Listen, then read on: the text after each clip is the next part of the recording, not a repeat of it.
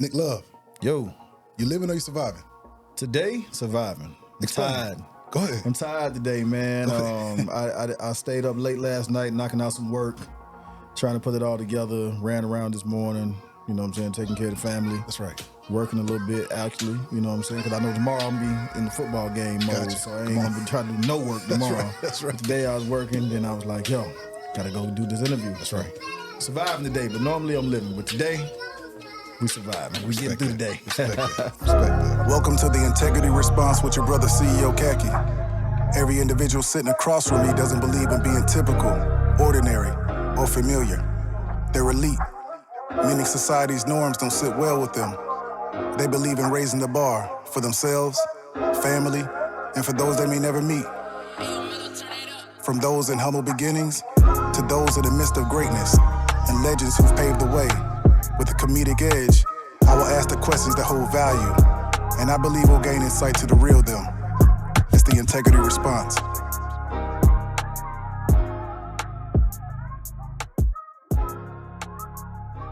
Let's take them back, Nick Love. Let's take them back, man. Before entrepreneurship, at the age of 9, what did you want to be?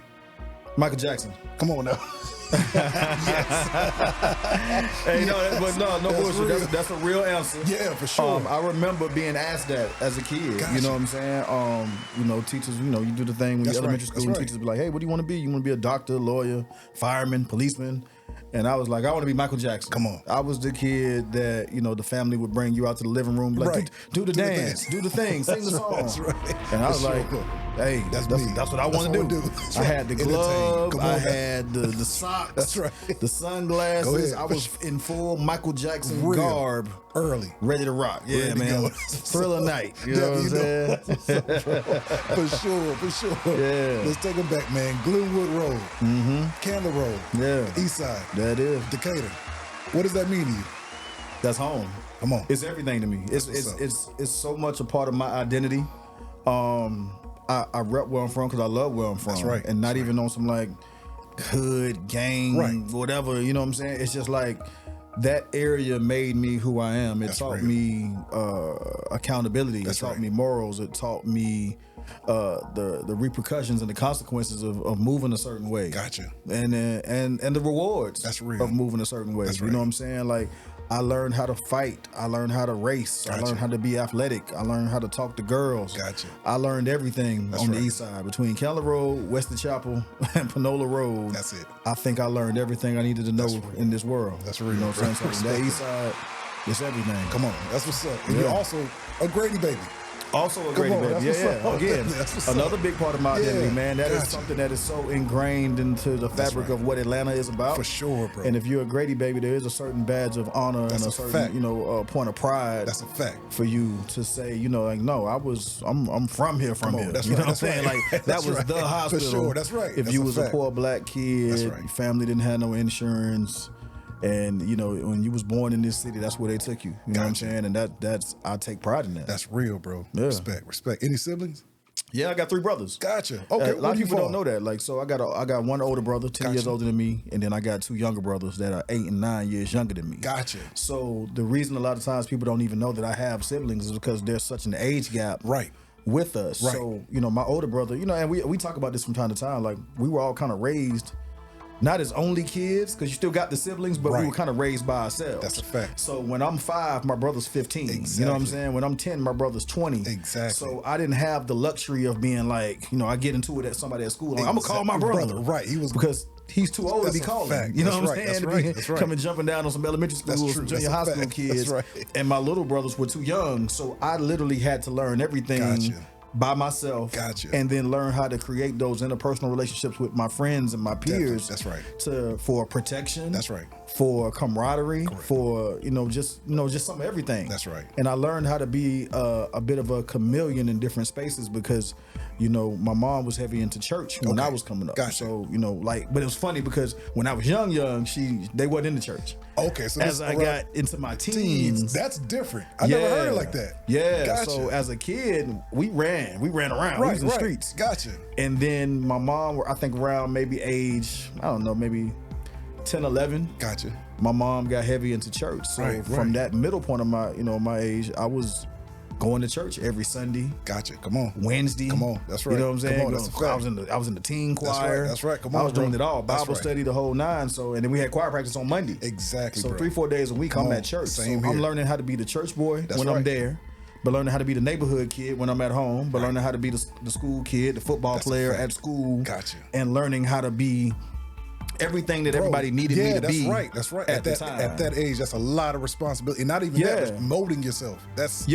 very dope. Because some of those things didn't work in the other spaces. Gotcha. You know what I'm That's saying? right, Like, for sure. It's hard to be the church kid when you playing football. Gotcha. It's hard to be the football player when you in the neighborhood, because the neighborhood kids is doing something else. Gotcha. That's so, right. you know, but me, I'm like, okay, I got to keep my grades up. That's right. So I can play ball. Gotcha. And then, you know, you in the classroom and you got to be, you know, I was a smart kid. That's right. Gotcha. But even being the smart kid in a public school, right, in a black school, that even comes with something. Yeah, man, because you know what I'm saying, because you get the nerd tag, and I was, you know, far from a nerd. Gotcha. And even like my peers, I wasn't the only one in these smart classes. I had a group of friends that I really ran with that I still kick it with to this day. Right. And these were all actually some of the cooler kids in the school. Gotcha. But y'all, you were a jock. You were a jock, a smart jock in the sense. You're like, for real. So imagine that. That's being the smart jock in an all-black school, you know what I'm saying, back in the day. So you kind of got to prove that you tough enough for the football team, smart enough for the class, you know what I'm saying, church enough for church, that's real, hood bro. enough for the neighborhood. That's a fact. That's a fact. It was a lot that I picked up along the way, but like I said again, it made me who I am. I learned all these things running up and down these streets. That's you know real, what I'm bro. saying? Yeah. Looking back, man, fill in the blank for your fans. In high school, I was known as the kid that, man, in high school, actually, I was in high school, I was known as a kid that sang. Gotcha. So okay. I was, again, wanted to be Michael Jackson when I was a kid. Like, I came up singing. Gotcha. And the church thing kind of worked out because I kind of honed my singing skills. That's right, for sure. So I was the kid that was doing like the Valentine's Day singing grams. Gotcha. Going to the classes, singing to the girls that because a boy might have bought a card or something for you. Right. So I was that. Bro. So, you know, I was voted most talented in my senior class. That's what's up. I was the first prom king in our school history. Wow. I was on the homecoming court my senior year. Bro, you know what I'm saying? Like, I did it all. Right. So you were very popular. Yeah. Like just overall, like. Yeah, I mean, you know what I'm saying? It was ill because, you know, like T.I. has that line, I've been popping since kindergarten. That's right. I really was. You know what I'm saying? Like, I've always been social enough, popular enough to move around and do my thing. But, again, it became because I was a chameleon. You know, same thing. Like, I didn't have the one thing that I would kind of, I don't say regret, that's not the word I want to use, but the one thing about me, I never had like a steady crew of guys where I was like, these are my guys. You know what I'm saying? I was everybody's guy.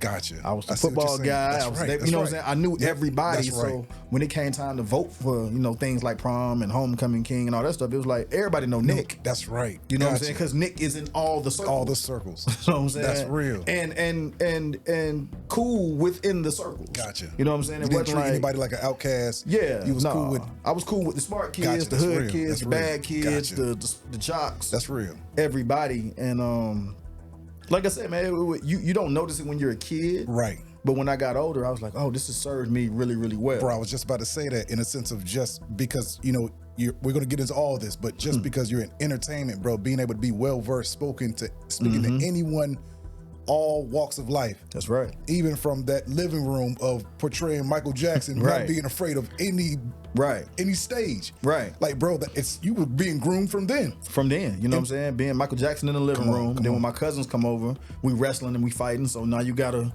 be tough enough to run around with your cousins. That's a fact. You know what I'm saying? You just pick up all the little life skills. That's right. And then when I got older, I was like, oh man, you know, I have this natural curiosity of being in all the mixes. Gotcha. So I know how to go into the corporate room. I know how to go into the street room. I know where I can go where the dope boys at. I can go where the CEOs is at. Right, bro. I can kind of move. And like I say, I didn't notice it as a kid that's what was happening. Right. But as an adult, I fully understand how I got here. And you know what I'm saying? It was a blessing in disguise. That's real, bro. Yeah. Looking back in high school, man, what was your dream car? Like you was in high school, like, all right, I gotta have this. In high school, okay, so oddly enough, in high school, my dream car was actually my first car.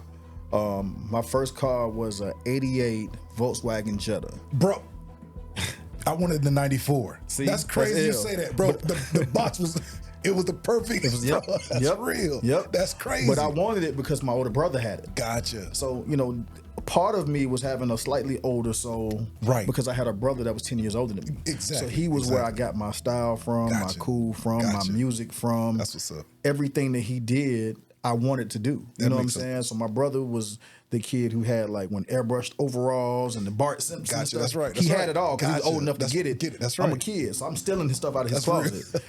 He was the one buying the NWA cassette tapes, and the Ice Cube cassette tapes, and I'm stealing his music. Right. He had a Jetta, I wanted a Jetta. He went and got a BMW, I wanted a BMW. You know, I wanted everything my brother had. You know what I'm saying? That's what's up, man. That's dope. I was tapped in that way. That's real, bro. That's dope, bro. What was your first job? Was it high school? Was it high school? My first job was Pizza Hut. Gotcha. Okay. The only food service job I've ever. Actually, I waited table. That's not true. So, but I worked at the Pizza Hut on Evans Mill Road in Lithonia, man. That's right. That's right. Right on the corner. That was my first job. That's what's up. That's dope, bro. Our church was out there too, man. It was True Love Christian Ministries right on the corner. That's right. That's dope, bro. That's dope. Yep. That was my first gig. And you, from high school, you went on to attend Georgia State University. Come on, man. Yeah, what was your major? The real GSU. Marketing. Yeah, the real one. Same here, bro. That's what's up. Funny enough, my original major was accounting. Gotcha. I don't know why, because I never wanted to be an accountant, but it just sounded like something that a college kid would do. Right.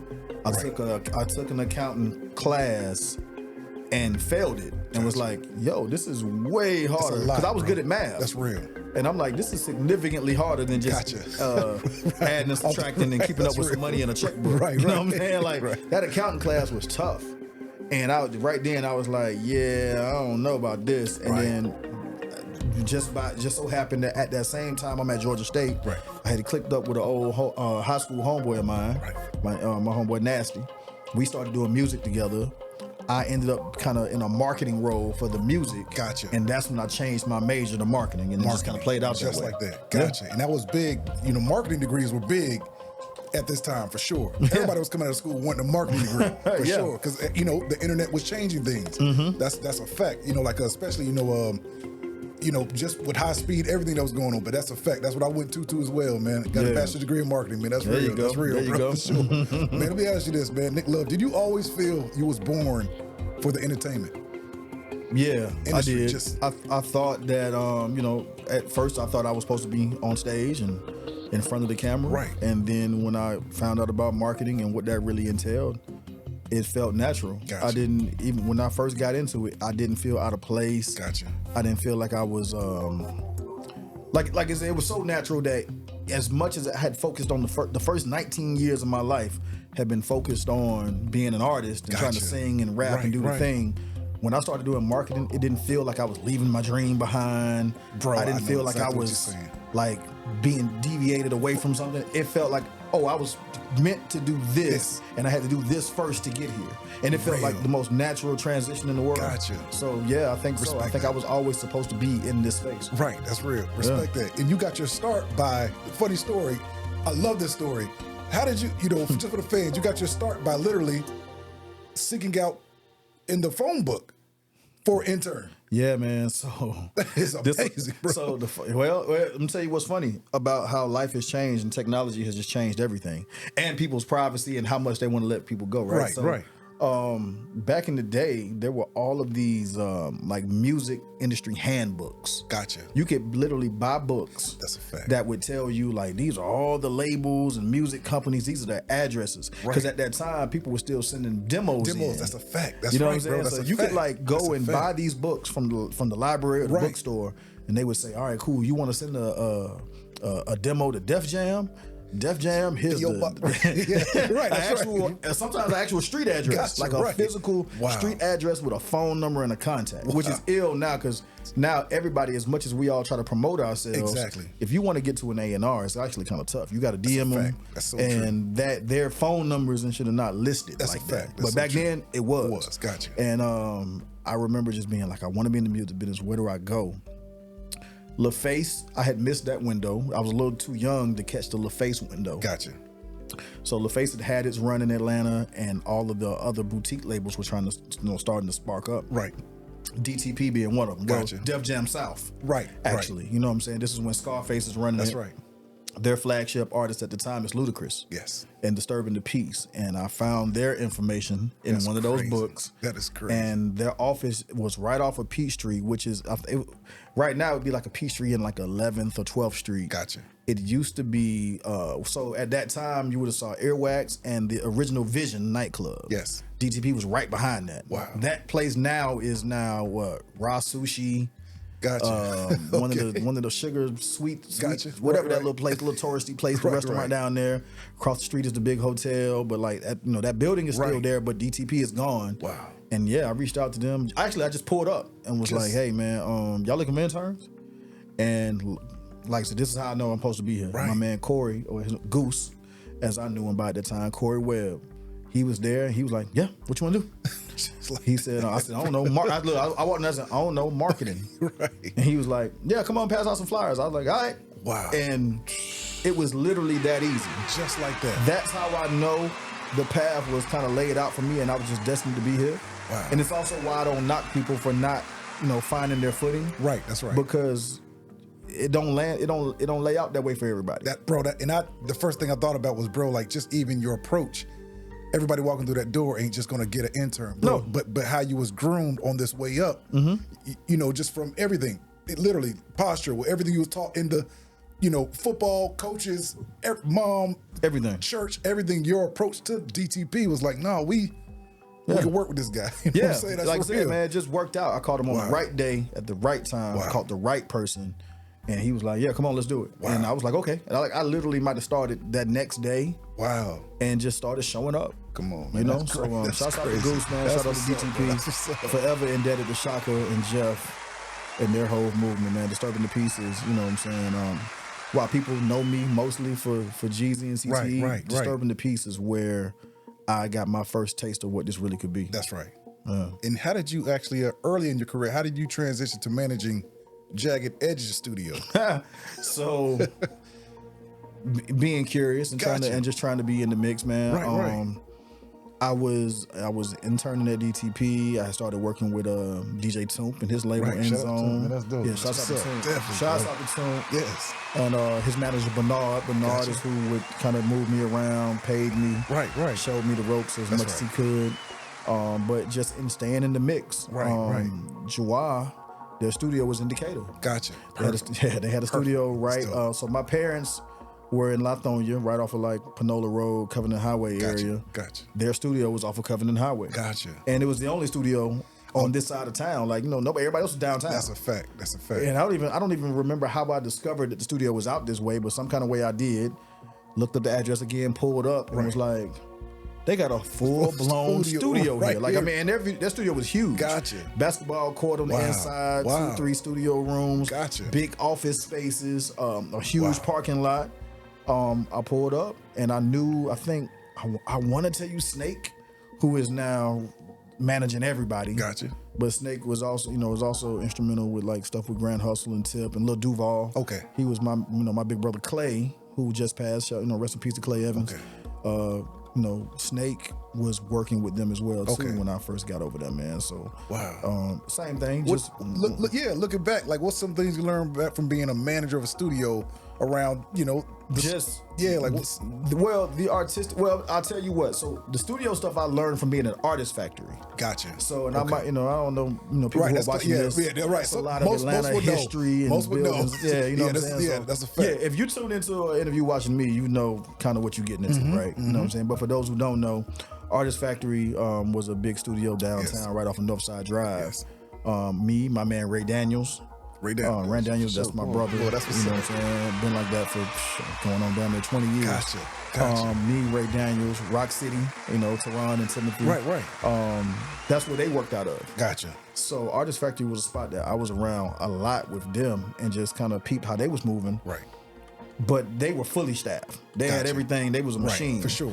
By the time I got introduced to Jawar, I kind of had peeped how things ran. Right. I was familiar with the artistic process, the hours, and all of that. So when I got to Jawar, it was really just more so navigating the twins. Gotcha. From Jagged Edge and their personalities because that was right. their workspace. Definitely. Gotcha. And so how I was brought in, because I knew marketing. Right. And I knew people that had relationships. They were like, all right, cool, you're the marketing guy. Come and help us bring some business in. That's dope. The problem was They wanted me to bring business into a space that the twins were using as their personal workspace. Right. So, and they don't want. Go ahead. Yeah. Yeah. They ain't trying. Everybody. Right. Yeah, that's real. And they don't want to be told that they can't use the studio because somebody done booked it out. Gotcha. So I'm like, well, how this supposed to work? Right. You know what I'm saying? How am I supposed to bring people in to make the studio money? But every time I bring somebody in, Brandon and Brian are here. Yes. You know, working. That's right. And I don't want to disturb their process. Exactly, And I don't want them mad at me. But at the same time, got to keep it operational. Yeah. Yeah. So what ends up happening, just to fast forward and make a long story slightly shorter, I ended up kind of working with the office space that was in the studio. Gotcha. The studio had about 6 or 7 offices. Gotcha. That were supposed to be for each member in the group. Right. The twins' mom. Right. The twins' aunt, Mamil. And I think there was another studio. I forgot. I mean, another office. I don't remember who's supposed to be in there. But long story short, I was like, all right, I tell y'all what. I'll figure out how to rent out the office space. Gotcha. And then y'all can keep the studio. Everything's cool. That's real. Gotcha. And in doing so, I, come across DJ Funky and DJ Big X. For sure. Come on. They were, some of the bigger DJs in town at that time. And I had New Funky through my man June Dog, who I was following around when I was trying to be an artist. Gotcha. And they were like, man, we need some office space. I was like, you know what? I happen to have some. That's right. And when I brought them in for the office space, that is where we created Coalition DJs. Come on. You know what I'm saying? So it was all of these little puzzle pieces that were just starting to connect, man. That's right. So it's super ill. Like I said, my life is played out super, perfect. Right. In a lot of ways, man. And this is 2008. Yeah, this is 2000. And how? Yeah, this is 2008. Yeah, when y'all met and formed, how did that? Young brothers from the East Side. You and Big X. Yeah. And how did that? Come on, how did that actually? So, what were y'all on, bro? What were y'all thinking, bro? You know what I mean? So keep in mind, okay. This is, I like to call it my East Side story. This is my full-blown East Side story. Because as you see, everybody I started dealing with was on the East Side. Like, you know what I'm saying? As much as I was in the city and making my moves, the twins, Big X, Funky, everybody, we're all Decatur kids. Exactly, right. So in 2008, when we start this thing, mind you, I was still working with Young Jeezy. Gotcha. So I'm running the marketing for CTE. Right. For sure. I had started that, some years prior. Exactly. So I had already built my name as that, right? I'm working records, which I was started doing when I was with DTP. Right. Had done it with Toon, got the job with Jeezy, was working records, which meant that I was interacting with the DJs all the time. Gotcha. Funky, like I said, I knew him through my man June Dog. So June Dog, for those who don't know, June Dog was the guy who was singing the hooks on a lot of the old Booty Shake records. Gotcha. So all of the Kizzy Rock, DJ Smurf, Raheem the Dream. My man June is the one singing the hooks. So all of the don't stop it, keep rocking, keep moving, groove. That's my man. Gotcha. And when I was in school, and I'm talking about high school, I looked at June. I thought June was a god. Gotcha. Come on. He was. You seen it firsthand. Yeah, because June was the only one in school that was on the radio. Right. Gotcha. You know what I'm saying? This was our partner that we seen on the school bus. Wow. In class. We go home and Greg Street's playing his music on the radio. Wow. So to me, I'm looking at June bro, he's a star to me. Yeah. And this is in your backyard. Yeah. And at that time, I don't know what fame really, really looks like. Gotcha. So as far as I know, if you're on the radio, you made it. You made it. So, so June is my man. So and moving around with June, him and Funky were tight. Gotcha. Because he would take his music to Funky, and Funky was the one playing it in the club. For sure. So I got introduced to Funky, so I had known Funky by that time for 6-7 years. Gotcha. Okay. X I had known for a couple of years. DJ X Rated I had known for a few years. Gotcha. Nando was the one I had met when I was doing Jeezy. Yes. And we, when we started talking about forming the DJ crew, right, it was X and Funky, right, and they were like, "Hey man, we want to do this thing, but we need a manager." And since I was managing the studio, it was like no brainer. All right, you know what I'm saying? Had and really didn't know what I was really truly getting into. Gotcha. But I knew I could do it because I'm like, shit, I can do anything. You know what I'm saying? So I took the job on, even honestly thinking it was going to be temporary. Gotcha. Thinking that this was going to be a thing I do for a little bit, and then I'll move on. But I'm just helping y'all get started. That's right, for sure. But as serendipity would have it, the Super Friends were ran by one of my mentors, Real. Gotcha. who was actually the street team guy at the time. Okay. Tyrell Lewis. Gotcha. But yeah, shouts out to Real. Yeah. Real is like one of my, he's on the Mount Rushmore of like who really impacted my life. Wow. Real is one That's of them. dope, bro. That's dope. Real ran the Super Friends. Casper ran Hitmen. Okay. And Ray Hamilton ran Legion of Doom. Gotcha. So if you remember in the Jeezy record, I got some Super Friends in the Legion of Doom. Bro, that's classic. I'm an affiliate. I know Hitmen. All of those guys and those crews, wow, bro. they were ran by people that I rocked with. You know what I'm saying? Wow. But I'm the young one. I'm the young guy looking up to them and seeing it. And so, but I learned from their mistakes. Gotcha. I watched them and I said, okay, cool. The hard part was, of course, gathering the DJs and getting the right DJs right, in the crew. Bro, that's a fact. The other part of it, though, was the money. Gotcha. Somebody had to be in a position where they could accept the money, get the money, distribute it to the DJs, right. make sure that the records were getting broken, right. and the DJs were getting paid. Right. And that's where they were falling short. You're saying they DJs? My guys. No. Gotcha. Well, okay, so my guys that were running the crews, amazing businessmen. Okay. But the main complaint from the DJs was like, hey man, they're making all the money, not us. But we doing the work. Gotcha. We're the ones spinning the records. We the ones doing the work, the labor part of it. They're like the liaison. Yes. Yeah, they're the management. They're the liaison for it. They're like, yo, but he's getting the money. Wow. We not. Gotcha. And okay. the good thing for me was I already had a job. Right. You know what I'm saying? I'm at Jeezy and I'm doing the studio. Right. So I got 2 jobs worth of income. Exactly. I didn't need to take anything or short them. I see what you're saying. So what they saw with me was, and we talked about this before the show started, integrity. Right. That's right. I was able to be like, you know what? I can be completely transparent with y'all. So when I grab a couple bucks, this is how we're going to break the money down. And y'all can see it and everybody can kind of see it flow. And it's no, Nick got my money. Right, Nick, bro. Nick took this. Nick took, no. We all know what it was. Gotcha. I can show y'all from the time I got it in my hands to the time it got to y'all. And that built a level of trust between us all, where it was like, all right, we good. That's right. And you know, again, having that integrity and having that ability to handle it, with minimal confusion. Exactly. It made all the difference in the world, man. And we were off to the races at that point. Man, and you also mentioned, man, the type of money you were getting, meeting up with certain people all times of the night, certain things like that, bro. Like, as a young man, bro, how did you, number one, that alone ain't easy. No. But in the integrity you had to actually do that, fulfill that, be a man of your word, and it looks like you was in it for the long run. This wasn't no jug for you. It was like, no, I'm trying to build something. None of this was. None of this has ever been. And I always say this to everybody, and I also throw in the caveat of maybe to my detriment. And I don't think so, but I mean, when I'm telling people my story, like a lot of this was done the long, hard way. Yes. There were very few quick flips. Gotcha. There were very few, I never treated this like a hustle because I wanted this to be a career. Right. So it was never a get in, get out type of thing with none of this. Right.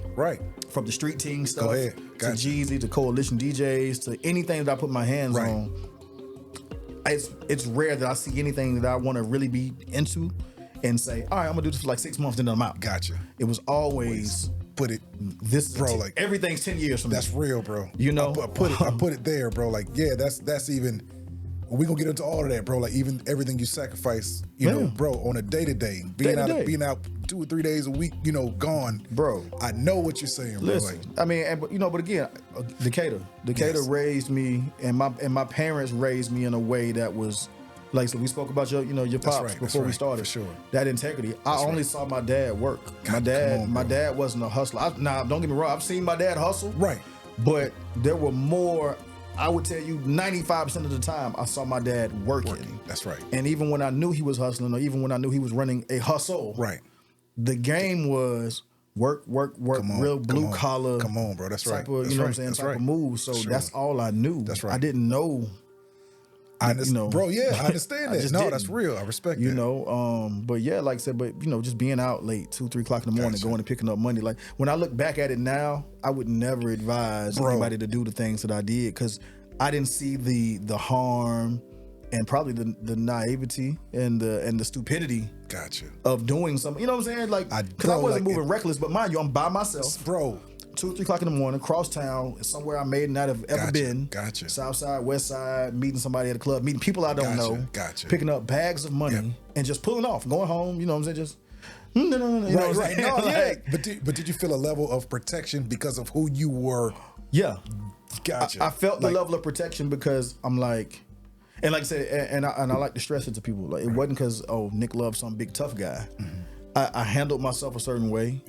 I carried myself a certain way. I was very diplomatic, which I learned, as a kid. Right. Learned how to move in all the rooms. That's right. So I learned how to be very diplomatic with what I said. When somebody was angry about something that had happened, I knew how to de-escalate. Right.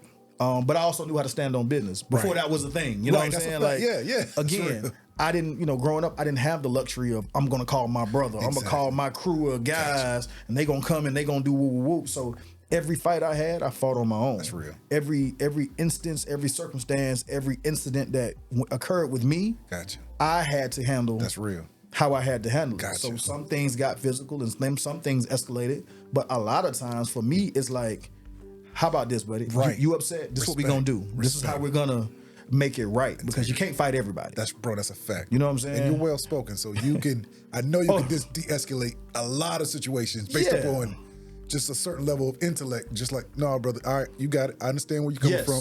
You know it's a lot of you got it. It's a lot of, you know what? That's real, tell you bro. What, I disagree, but go ahead, bro. You the customer. The customer's always right. So this is what we're going to do. That's right, bro. That's but right. then again, but the downside of being well spoken, the downside of being low key is people feel like I can just kind of kindness is weakness. Yeah, you know what I'm saying? I can muscle up or I can huff and puff. Gotcha. And nickel.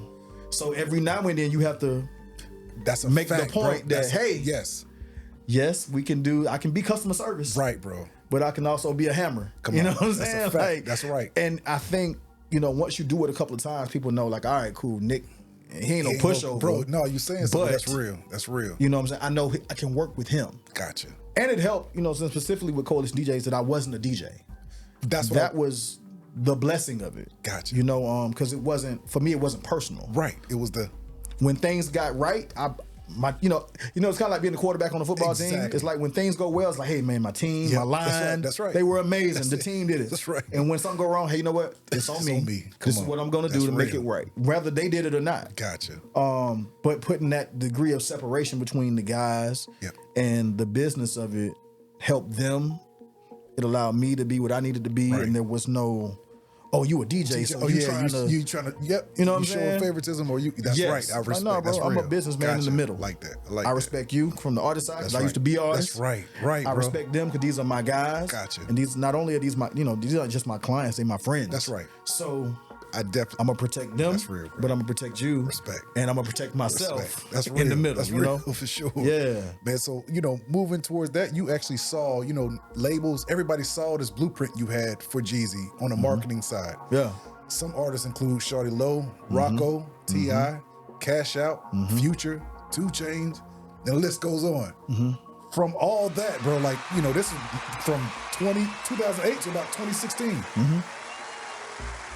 How did you, everything you learned from these top dogs, bro, like of pushing records and all that, like, and we're gonna get into a lot of this, bro. Like, you have a story, bro. You have a really dope story. Like, what you, as you matured in this game, you pretty much said, like, not saying you didn't get your just due, but you're like, bro, like, I'm not the young intern I used to be. No. I'm Nick Love. Yeah. You know what I'm saying? Like, yeah, bro. Like, that I had to get to that point personally. Gotcha. But then I also had to get everybody else to respect that, that growth. Gotcha. And that transition, and that was that caused some bumpy roads. Gotcha. You know what I'm saying? Especially when you're dealing with the entertainment business, bro. I tell people all the time, this is a I hate this term now because it's kind of overused, but like alphas, bro. You put a lot of alpha people, not even just men, bro. Go ahead, because the women in the music business, bro. Go ahead. Let me tell you something, man. It's some women in this business. Hannah Kang. With Grand Hustle, Crystal Betts. Right. That's what it is. Some of these women that I grew up like admiring that are in this business that I've seen, Nicole Garner, like I could go on and just start naming names. Right. Crystal Jordan, like these women are just as strong and tough and determined as the guys are. Gotcha. And a lot of the people in the music business, they are all some of the smartest, most talented, most creative people that you know. Gotcha. And a lot of them were told that since they were younger. So imagine You know what I'm saying? Everybody who's been told they're smart, they're creative, they're funny, they're talented, they can sing, they can dance, they can rap. All their lives, they get into a room full of people who've been told the same thing. Wow. There's gonna be a level of fact. Because now you got to figure out who's the best of the best. Of the best. You know what I'm saying? So if you think you good at marketing and I think I'm good at marketing, well, which one of us is the guy? That's right. If you think you can rap and I think I can rap, which one of us is the guy? So you see a lot of it, ending up in a lot of unnecessary chest bumping. Right. I was just about to say, nobody wants to seem like they don't know, incompetent. No one wants to seem like that in a room full of, ego. Can you be a star? Can you be a star in a room full of stars? Wow. Like who's who? Wow. And I've watched that play out, that dynamic play out in so many areas, but it's tough. You know what I'm saying? It's a tough game to be in. Real. And like I said, a lot of unnecessary pissing contests come about, bro, that can sour relationships, that can sour your experience in this. And most of the time it ain't even personal. Real. It's just people trying to hold their own and carve out their piece of what's happening. You know what I'm saying? Like real.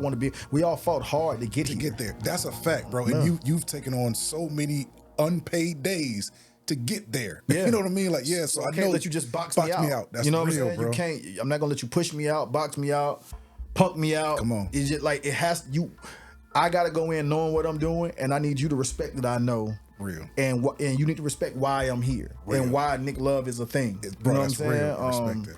And even if it's only here, you know what I'm saying? Like, I think my name has transcended in other spaces, but I remember, being asked to move several times. I've gotten job opportunities where I was asked to move to New York, move to LA, go here, go there. Okay. And I was like, I want to be here. Right. And I remember the funny thing about that was being told year after year when I didn't take those jobs, like, oh man, you're going to just be a local joker. You're going to be an Atlanta nigga forever. And I don't know. I mean, I had a family. I didn't want to move. Right. That was the big thing. Right. But beyond that, I was just like, nah, man, like Atlanta's popping. Why would I leave Atlanta? And you saw something even at that era, like, I guess so. Yeah, because I just was looking around and I'm like, why would I leave here to go move to somewhere else when everything is happening here? And I don't think I can look back at it and say it with certainty today. Gotcha. But even back then, I saw something. Right. I wasn't quite sure what I saw, but I did know that it didn't make sense. Gotcha. Why are y'all offering me money to leave the thing that's popping to go to another city just so I can fly back home? Often, in a sense. Right. Yeah, y'all want me to move to LA so I can tell y'all what's happening in Atlanta? That don't make no sense. Gotcha. You want me to move to New York so you can see me sitting in the office? Gotcha. Just so I can tell you who's hot in Atlanta. Don't it make sense for me to just stay here and tell y'all? I was gonna say that. Do you think it had anything to do with aesthetics? Like, in a sense of we got the we got Atlanta here in New York, bro. We got a representation is everything. Yes, but I didn't give a damn about office at the time. Right. I didn't care about an email address. That's right. I never cared about being Nick Love at DefJam.com or whatever. Umusic.com. Right, really, you know what I'm saying? Like that wasn't a thing to me. I wanted to just be in the space, doing what I do, knowing what I know. That's right. And the affiliation of it wasn't my concern. Gotcha. And I think, but even that came about from just maturity and experience. Right. And I'm so glad I did it because I can be Nick Love now. That's real. It's not Nick Love of whatever crew I'm with or label I'm with. It's just that's Nick Love. Stand alone. You've been not saying behind or underneath somebody, but I'm just saying you've been in the shadows. Mm-hmm. As like, bro, like everybody had to play their part. But you have been there before. Like you know what it's like. And that also, just as we grow as men, it's like, man, wait a minute, right. The money don't make you more, real. It don't make you more, make you smarter. It doesn't make, but yeah, bro, I think you, just from my studying everything, bro, you just like, one day you just like. Yeah. The money just makes you more of whatever you are. Real. Whatever that is. Real. So if you're a person that always wanted to flex on the girls, when you get some money, you're gonna overflex. If you just want, you know what I'm saying? Like it's just the money just gives you as a tool for you to turn up whatever it is inside of you. Can turn it up to 10 now. Gotcha. Me, I've always been low key.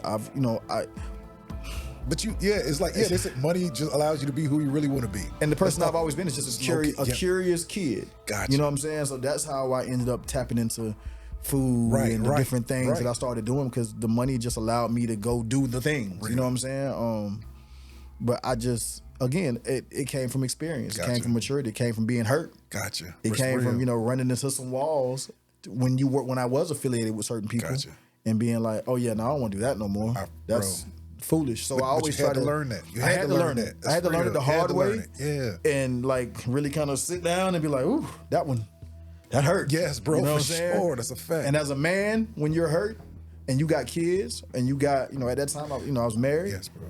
When somebody else or some other situation takes the wind out of you, but then you got a family looking at you, bro, you got to pick yourself up quickly. That's a fact. And you kind of just got to move hurt. That's real. You got to kind of move. They say in sports, are you injured? Or you just hurt? Or just right. You just hurt. Right. You're right. Hurt, you can go play. Injured, that's real. You got to go sit down. That's a fact. That's real. And I realized for a long time I just hurt. That's real. My feelings were hurt. My pride was hurt. My ego was hurt. But it made me better. It made me stronger. So shouts out to those obstacles, man. They made me. Yeah, that's real, bro. I didn't lose. I just learned. You know what I'm saying? It's real, bro. It's real. Jay-Z also is one of your favorite artists. Love him. Fill in the blank for me. Industry shady. It need to be taken over, man. Come on, listen, bro. Bro, it's real, bro. Jay-Z live for everything, bro. Real, bro. It's real. Jay-Z live for everything, man. He's the GOAT. He is the GOAT for so many reasons. Come on, bro. And one of the main. You hear that, KG? That's real. Oh, he anti-Jay? He Nas all day. Oh man, look, hey, listen. Hey, no lie, yes, I did a podcast toward the end of last year, man, and said the same thing I always say, man. I'm a Jay fan. That's right, same here, and, bro. woo, boy, them hip hop heads, them comments on that YouTube video, bro, it's Jay-Z all day, bro. They was cooking me, and I'm like, but I mean, yeah, bro. But I will say this, because it's not that I don't like Nas. Right. I'm just a Jay fan. That's real, bro. So it doesn't make me be like, I'm never the person that like, Nas is whack. Exactly. No, you just. I'm a Jay guy. Got you, bro. But one thing I will say about Jay, Nas, and a lot of those guys from that period is one of the things that to me makes them who they are, the legends and the GOATs in my eyes, is longevity. That they've been here. Which is why you respect Drake. Love that. Come on, man. Same here, bro. Like, listen, it's just like, bro, when you... Bro, they be taking shots at that boy. That bro, boy I don't know why. I don't know why, bro. I know why. It's a lot of reasons why. It's the singing. It's the way he carries himself. It's the stature. It's the... I remember reading the article that he interview that he's had. This is around the time of I think it was Started from the Bottom when that came out, and he said something to the effect of like, everybody wishes that was like Jadakiss's record. Gotcha. He said, y'all like the record, y'all just don't like that it's Who's me presenting it. Wow, giving it to you. He's like, the record is great. Y'all just wish it was one of your favorites that was delivering it. And I said, that's it. That's exactly what it is. Absolutely, bro. When he's giving you the bars, when he's giving you all of the stuff, it's like, damn, man, I wish so-and-so, my favorite guy over here, was the one. He didn't come from the struggle. He was on Degrassi. He did, everybody. You don't like the package. You don't like the, you know what I'm saying? You don't like the rapping. That's real, bro. Of it. And I think that's his problem. But I think, again, longevity, bro. That's real. It's about being here and being able to be the guy. That's right, for so bro. long. That's real. Jay has been the guy for a long time. Bro, that's a fact. Drake's been the guy for a long time, bro. Nas still moving, and I'm gonna tell you what I will say about Nas, fan or not, the business moves that he makes. Yes, that's a fact. Basically crypto Scarface, bro. Like, for real, bro. Like, and Nas makes it look cool, bro. Moves, bro. He makes it look cool. He's managed to maintain his integrity, bro. That's real. He's managed to just be Nas the whole time, bro. And not doing too little, not too much. He being him gracefully. And I don't think people understand how hard that is. I think people who haven't had a level of success or who haven't made a certain amount of money, me and my girl talk about this all the time. Like, I tell her all the time, I wish everybody could make money, bro. I wish everybody could have it so they'll understand that it really, really, really is not everything. And I'm not rich. Gotcha, bro. I've just been blessed enough to have made enough money to, take care of my kids, and do some things, and have some very cool experiences, and not really worried too tough. But I wish everybody was in that position because they'll understand, like, nah, man, this ain't the cure-all. Gotcha. This ain't the fix-all, because trust me, you will have problems personally and professionally that money can't fix. That's a fact. And then what do? You can't buy your way out of everything. You can't spend your way That's a fact. out of everything. And so I respect, like I said, those guys who have been able to maintain their integrity throughout, because like I said, the money just makes you more who you are. That's a fact. That's and so as true, we're bro. starting to see, I would say in the last 5, 6, 7 years, we're seeing some of our favorites from back in the day crash out.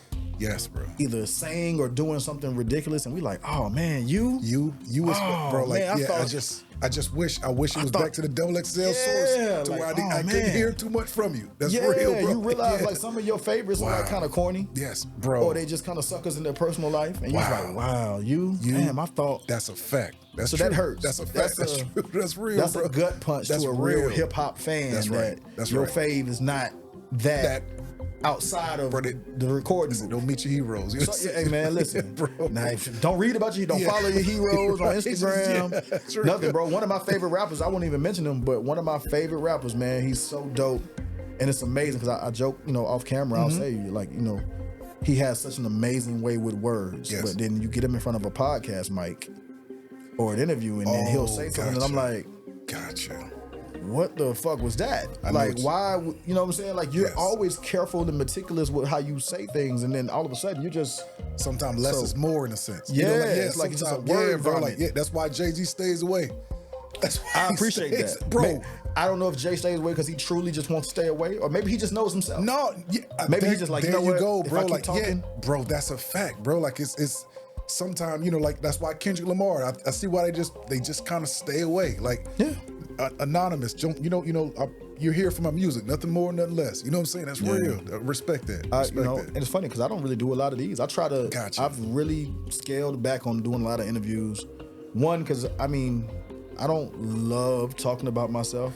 And I never want to just always be like, damn, every time I see Nick telling you how, bro, I don't want that. No, but and also it's a part of journalism too. We have to do our jobs. Yes. You get what I'm saying? We have to, a lot of these podcasters, interviewers don't do their job. They don't. That's a fact. It's like they want the name, they want the title, they want this, they don't do any research to even know their history, know who they are. And that's sad. And I'm telling you what's crazy about that, because it happens to me. And if it happens to me, I can, you can imagine how much it happens to these bigger artists, right? Because like I'll do an interview. Now, mind you, I'm a marketer by trade. Right. I do marketing. Come on, that's right. That's all I do. For sure. I dibble and dabble in other little stuff, but I'm a marketer by trade. I will come and do an interview, and I will give all the gems in the world. Right. And I'll be like, oh man, this is how you get into the game. This is how you do this. This is how you do that. I'll talk about being a father. Right. I'll talk about all these things. And at the end of it, the video will come out and they'll be like, Nick talks Jeezy. Come on. And I'm like, bro, I said 2 words about dog. You know what I'm saying? I said 2 sentences about my man because I worked there. And all of a sudden, it's like Nick Love talks about Jeezy. And I'm like, I'm like, all right, bro. Whatever we doing for clicks. You got it. Bro, like, and and it's crazy you say that. The integrity response, bro. Even on my title, Nick Love, the integrity response. Yes. With CEO Khacki. There you go. That's who bro, you're going to get to know Nick Love on this podcast. Yes. Bro, as a man first. Right. Man first. Right. He just happens to have the dope accolades to follow. Yeah. Bro, it's so much, bro. That's why, like, just off a little off subject, my goal, bro, is, if God don't come within 2,000, 4,000, 6,000 years, whatever it is, someone can look. I don't know what the digital space is gonna be like, but they be like, man, Nick Love was whoa. Right. Look, his story is wow. That was dope. That's what it's about, bro. Yeah. That's leaving that mark, man. But a lot of guys don't do that justice, bro. Like to the people who are putting it out there in this universe and making something of themselves, bro, for sure. Because man, honestly, I feel like there are people who not necessarily even need to hear my story, but they need to hear my perspective. Yes. And in the way that they kind of move in certain instances, not because I'm some genius, but just because I've been through it, and I can tell you what that looks like from the perspective of a father. Gotcha. Go or ahead. a perspective of somebody from Atlanta. That's or right. somebody of my age. You know what I'm saying? Like That's right, bro. It's certain perspectives that I have that others may not, and I try to pass that along, bro, because being a black man. Go ahead. It's tough. It's a fact, bro. I don't care what nobody says. I mean, I listen, and this is no slight to any other group, demo, whatever, but being a black man is tough. You know what I'm saying? Because there are a lot of stipulations, requirements, right. The criteria for being what they call a high value that's man or whatever it can be. Like that's right. Those criteria that list get longer and longer every day. You know what I'm saying? And so when you're able to achieve it, especially when you know that it wasn't just because I'm so great and I'm so smart. I know a lot of what I've been able to accomplish is luck, preparation. I was gonna say blessings, discipline. God, discipline. Come on, bro. Strategy. That's right. Planning, hard work, late nights, early mornings. There's a lot of things that went into it, and I'm not so pompous and arrogant to just believe that, oh yeah, all of these things came because I'm just so whatever. You know what I'm saying? So you remember, it still happen. These conversations still happen today. But when people talk about, should you be rapping after 30 or 40 or whatever the case may be, I'm like, bro, like everybody ain't gonna catch it at 19, bro. Everybody ain't gonna catch it at 24. Fact, bro. You know what I'm saying? That's a fact. So what do? Because I promise you, I just happened to be one of the ones that called it early. Gotcha. I was in the music business fully functioning and working at 22. Gotcha. But if I didn't catch it at 22 and I was 30, 35, I can't tell you that I would just walk away from it and just be like, oh man, reach my age limit. Right, bro. Guess I'll go do something else. Like, I think I would still be trying to pursue this. Bro. That's a fact. And I think it's unfair to judge anyone and say, oh, I think, That's right. It's like, even if you believe that the person is old, even if you believe of yourself that you're too old, what do you go do? Gotcha. You've had this dream, and now you're just supposed to just toss it. You'd be damned if you do, damned if you don't. Yeah, you're supposed to toss it because of a number. Come on, man. Like, that's not, bro. Like I always say this. Like math. Math. Mm-hmm. Like 365. I'm like, what was that? At age 30, was it 9,000? After 9,000 days, you quit. Yeah. You know what I'm saying? Yeah. Bro, it's like you really quit after 9,000 days. Or people telling you to quit because you don't even want to quit. Come on, bro. It's just the pressure of it, right? That's it's the ladies are telling you, society's telling you, social media is telling you, like, oh man, you got to do something else. That's real, bro. And it's wild. It's across the board though, especially with black men. I don't care what you're doing. You know what I'm saying? If you trying to get your degree at a certain age, they're like, oh man, you still in school? Wow. I don't care. If you selling weed, they're like, man, you still selling weed, bro? Like you ain't moved up to, you ain't moving keys, on, you ain't, you ain't big meat yet? Yeah, like, that's real. What's the problem? Wow. It's like, bro, come on, man. Like we're painted, bro, we're painted with a different light, bro. That's real. It's a different light, man, and what success looks like for us is different. So wow. We kind of fall into the trappings of that. We need the jewelry. Come on, bro. We need the stuff, the sneakers, the car, thing to feel, to look, to convey the message of success and what success looks like. I always say that. I talk to my brother about that all the time. Like, man, what is it that we, why are we so, what's the word I always use, man? Like, why are we so, what's the word, man? It's just like we have that thing about us. Like we're it's like, it's never enough. It's never enough. Like we're never content. Just like, it's like that's people though. That's a fact. Yeah. I always say, what's a billionaire thinking about? How to get the next billion. That's a fact. That's a fact. It's like, it was funny, before I got here, the new Griselda movie, Griselda Blanco, just came out on Netflix. I was watching it. Gotcha. And if you watch any of those stories, bro, I don't care if it's Griselda Blanco, Scarface, Nino Brown, whatever. All of those movies, what kills them is that pursuit of more. You got enough, if we being honest. You've made enough money. You've taken over enough territory. You've done the thing. And they're just like, but I got to get more. I got to be the biggest. I got to be bigger than the biggest. And I got to be a legend. I want to, you know what I'm saying? That's always what gets them. That's a fact. And I think it's a people thing. It's not a man thing, a woman thing, a black thing, a white thing. It's like, we are just conquerors. That's a fact. By nature, bro. Unfortunately. Like you said, enough is never enough. And then it's too much. And then it becomes too much. That's real. Man. So what do you do? Real. Nick Love, dating back a year. What's something you learned about yourself? Dating back a year? Yikes. I learned a lot about what I'm no longer. I learned that I realized during the pandemic that money was the source of my confidence in a lot of ways. Gotcha. And I didn't even notice it until money was getting tight. Because of the pandemic, everything was slowing down, everything was shutting down. I had money saved up, so I was cool. Right. But as you're spending through savings, because everything's closed up, I'm realizing like, a lot of my confidence is tied to the fact that I've been able to make money, you're saying have successful, have things. That. You know what I'm saying? So I spent the last year or so getting out of, like, purposely shedding that, where I'm like, hey, bro, I can start all this over again. Gotcha. And go back to where I was when I was 18, 19, 20 years old. Right. Because I didn't come in the game with money. Gotcha. I didn't come in the game with anything. I didn't know nobody. Gotcha. I didn't have no brother or cousin that was in the business that could help me out. Gotcha. I walked in here with a blank slate and no money. Wow. And I figured it out. And so the last year, I would even say the last 2 years, have been me getting very comfortable with the idea of like, hey, if I walked away from all of this and had to start over, I'm cool. Gotcha. I'll do it gladly. I'll go drive Uber. Gotcha. I'll stock shelves at Walmart at 2:00 in the morning to get the money up to do the next thing. Wow. And the money could not be the thing that made me me. Gotcha. I'm not a good parent because I have money. I'm not a good person because I have money. I'm not an astute businessman just because I have money. I have money because I went and did those things. Gotcha. But that doesn't define my character. That's real, You know what bro. I'm saying? And that takes a lot of integrity and, bro, understanding thine self. Yes. And a lot of people, that takes a lot of understanding who I am as a person, bro. Like just saying that, bro. Like, no, like I'm, you know, and it's look, Craig, I'm a man without it, man, without it. Man, what you know what I'm saying? I'm like, a bro, man without it. Real, That is bro. 1,000%. Yeah, and I think that is, if you can get there, to anybody. Like I just finished this thing they call 75 Hard. I don't know if y'all familiar with that. I'm not. But the 75 Hard is more of it's a discipline routine. Gotcha. So this guy, Andy Frisella, I always forget how to pronounce his last name. He has this program called 75 Hard. So what you do is 75 days straight. Gotcha. You do 2 workouts a day. Gotcha. One has to be outside. You have to drink a gallon of water a day. Wow. No alcohol. Gotcha. You got to stay on a diet, any diet. You just pick a diet, whatever diet you want to be on. And you got to read 10 pages of a book every day. I like that. And I completed it in December. I started in September. And when you mess up, you got to start all the way over.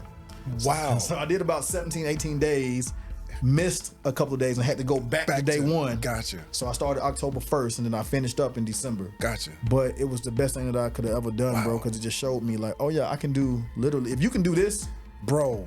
Because they talking about rain, sleet, snow, you got to get outside and do that outdoor workout. And you said, and you know, giving up the alcohol as well and reading 10 pages. For somebody that don't read, gotcha, or is not just an avid reader. I don't read for leisure. Right. So reading 10 books, like it's funny. I own several books. Gotcha. I got a couple bookshelves worth of books. Yeah. That I've never read. Gotcha. Or have only read. It hopes to. Right. Yeah. Somebody. You have a partner. You'll be like, oh, bro, you got to read this book. Yeah, and I'm like, okay, bet. Gotcha. Go on Amazon, buy it. It show up. I read a chapter or two. Then I'm like. It's real, bro. And I'm talking about lots of books, bro. It's like it's embarrassing. Because when you come to my house, you be like, oh man, all right. That boy. I haven't read it. I ain't read none of that. But it looks amazing in my office, right? It looks really cool and I got all these books. Yeah. But, to read 10 pages of a book, I realized that to me, that was the most optimum way to read these books. Wow. 10 pages at a time is just enough for me to get something out of the book, but then put it down. It don't tie up my day. Retain the information. I can retain the information, and I'm not like, oh my God, like how long is this chapter? Gotcha. Yeah, you know what I'm saying? Because depending on the books you're reading, especially as you get older, like when you start reading real books, that's a fact. Chapter 30, 40 pages. That's a fact, bro. That's a fact. And for somebody whose mind is constantly racing, bro, like I don't have the attention span or I gotta go, I gotta do something. Gotcha. To read 2-3 chapters a day. Wow. You know what I'm saying? So reading 10 pages at a time, I've now read 7 to 8 books back to back in the last 4 or 5 months. And now it's part of your thing. It's a daily outside routine. of the 75 days. It's part of who you are. Like and just learning how to define yourself. That's right. One of the books I read, Atomic Habits. I recommend it to anybody who is looking for a good Definitely book. Will check Atomic that out, Habits for sure. But one of the things there's 2 things I learned from that book. They said, one, all of your habits need to have a space. So like you need to work in your office. You need to live and relax in your living room. You need to sleep in your bedroom. When you start bringing your laptop to the bedroom, eating on the couch, when you start doing all these things, you kind of confuse your brain and your space of like, what do we do here? Wow. So when you go in your office, you start going to sleep because you're like, oh, this is where I kind of doze off at. But then you sit on the couch, you're like, oh, this is dinner time. When you get into bed, you're like, this is the workspace. So now your sleep is off. Wow. All your stuff is off. That makes sense. So all your habits need to have a space. But the other part of it was just like learning learning yourself in a way that how can I word this? It's like I want to say this correctly because I want people to truly get what the Atomic Habits part of it is, but it's just like, man, you want to give yourself an opportunity to be your best self, and the habits are like, Damn, man. You know what? I'm gonna come back to it because I want to word it correctly because I don't want to fuck that up. No, I understand that for sure. But yeah, the 75 habit. I mean, 75 hard. Wow. Reading the book, I got so much out of like what it takes to just sit into this. Right. And I know what it was. I'm sorry. It's about defining yourself. It was like when you say I had to go to the gym. Right. I work out from time to time, but I wasn't consistently working out. For sure. And they in the book they compare it to smoking. Gotcha. So it's like if you're trying to quit smoking, right? And somebody offers you a cigarette and you say, "No, thank you, I don't smoke." It's because you see yourself as a non-smoker. Yes. But if somebody offers you a cigarette and you say, "No, I'm trying to quit," you see yourself as a smoker who's trying to quit, bro. That's a power in the tongue, bro. Yes, that little bit of word change made so much of a difference. Because I was like, no, I go to the gym every day. Real. It's not I'm trying to go to the gym. Or I'm trying to get it's bro. Like no, I go to the gym every day. I read every day. I take my walk every day. You know what I'm saying? That's who I am. And that's who I am. Defining who you are. Wow. For real. Whether you're there or not. You got to see yourself being, bro. That's a fact. The smartest in the room, the brightest in the room, the most profound in the room, the person who brings value to the room. Whether you bring it that's a fact, bro. It's another case. But if you in there like, man, I'm just trying to, bro. But now you saying so because I actually, sailor, Coast Guard, military. Yeah. Started smoking when I was 20 years old. Black and Miles. Wow. Put them down. It's going on a year and a half, 2 years. Congrats, man. Bro, you get what I'm saying? Like, bro, and that attitude is what I had to do to stop. Yeah. Bro, if you're not a smoker, you don't understand addiction. Bro, it will, when you overcome an addiction, become limitless. Bro, you feel like you can do anything. Anything. Bro, but you saying something just like, it's like this is day 27. Haven't been off the elliptical yet this year. Right. 30 minutes, no less than 30 minutes. First thing you want to wake up within 45 minutes.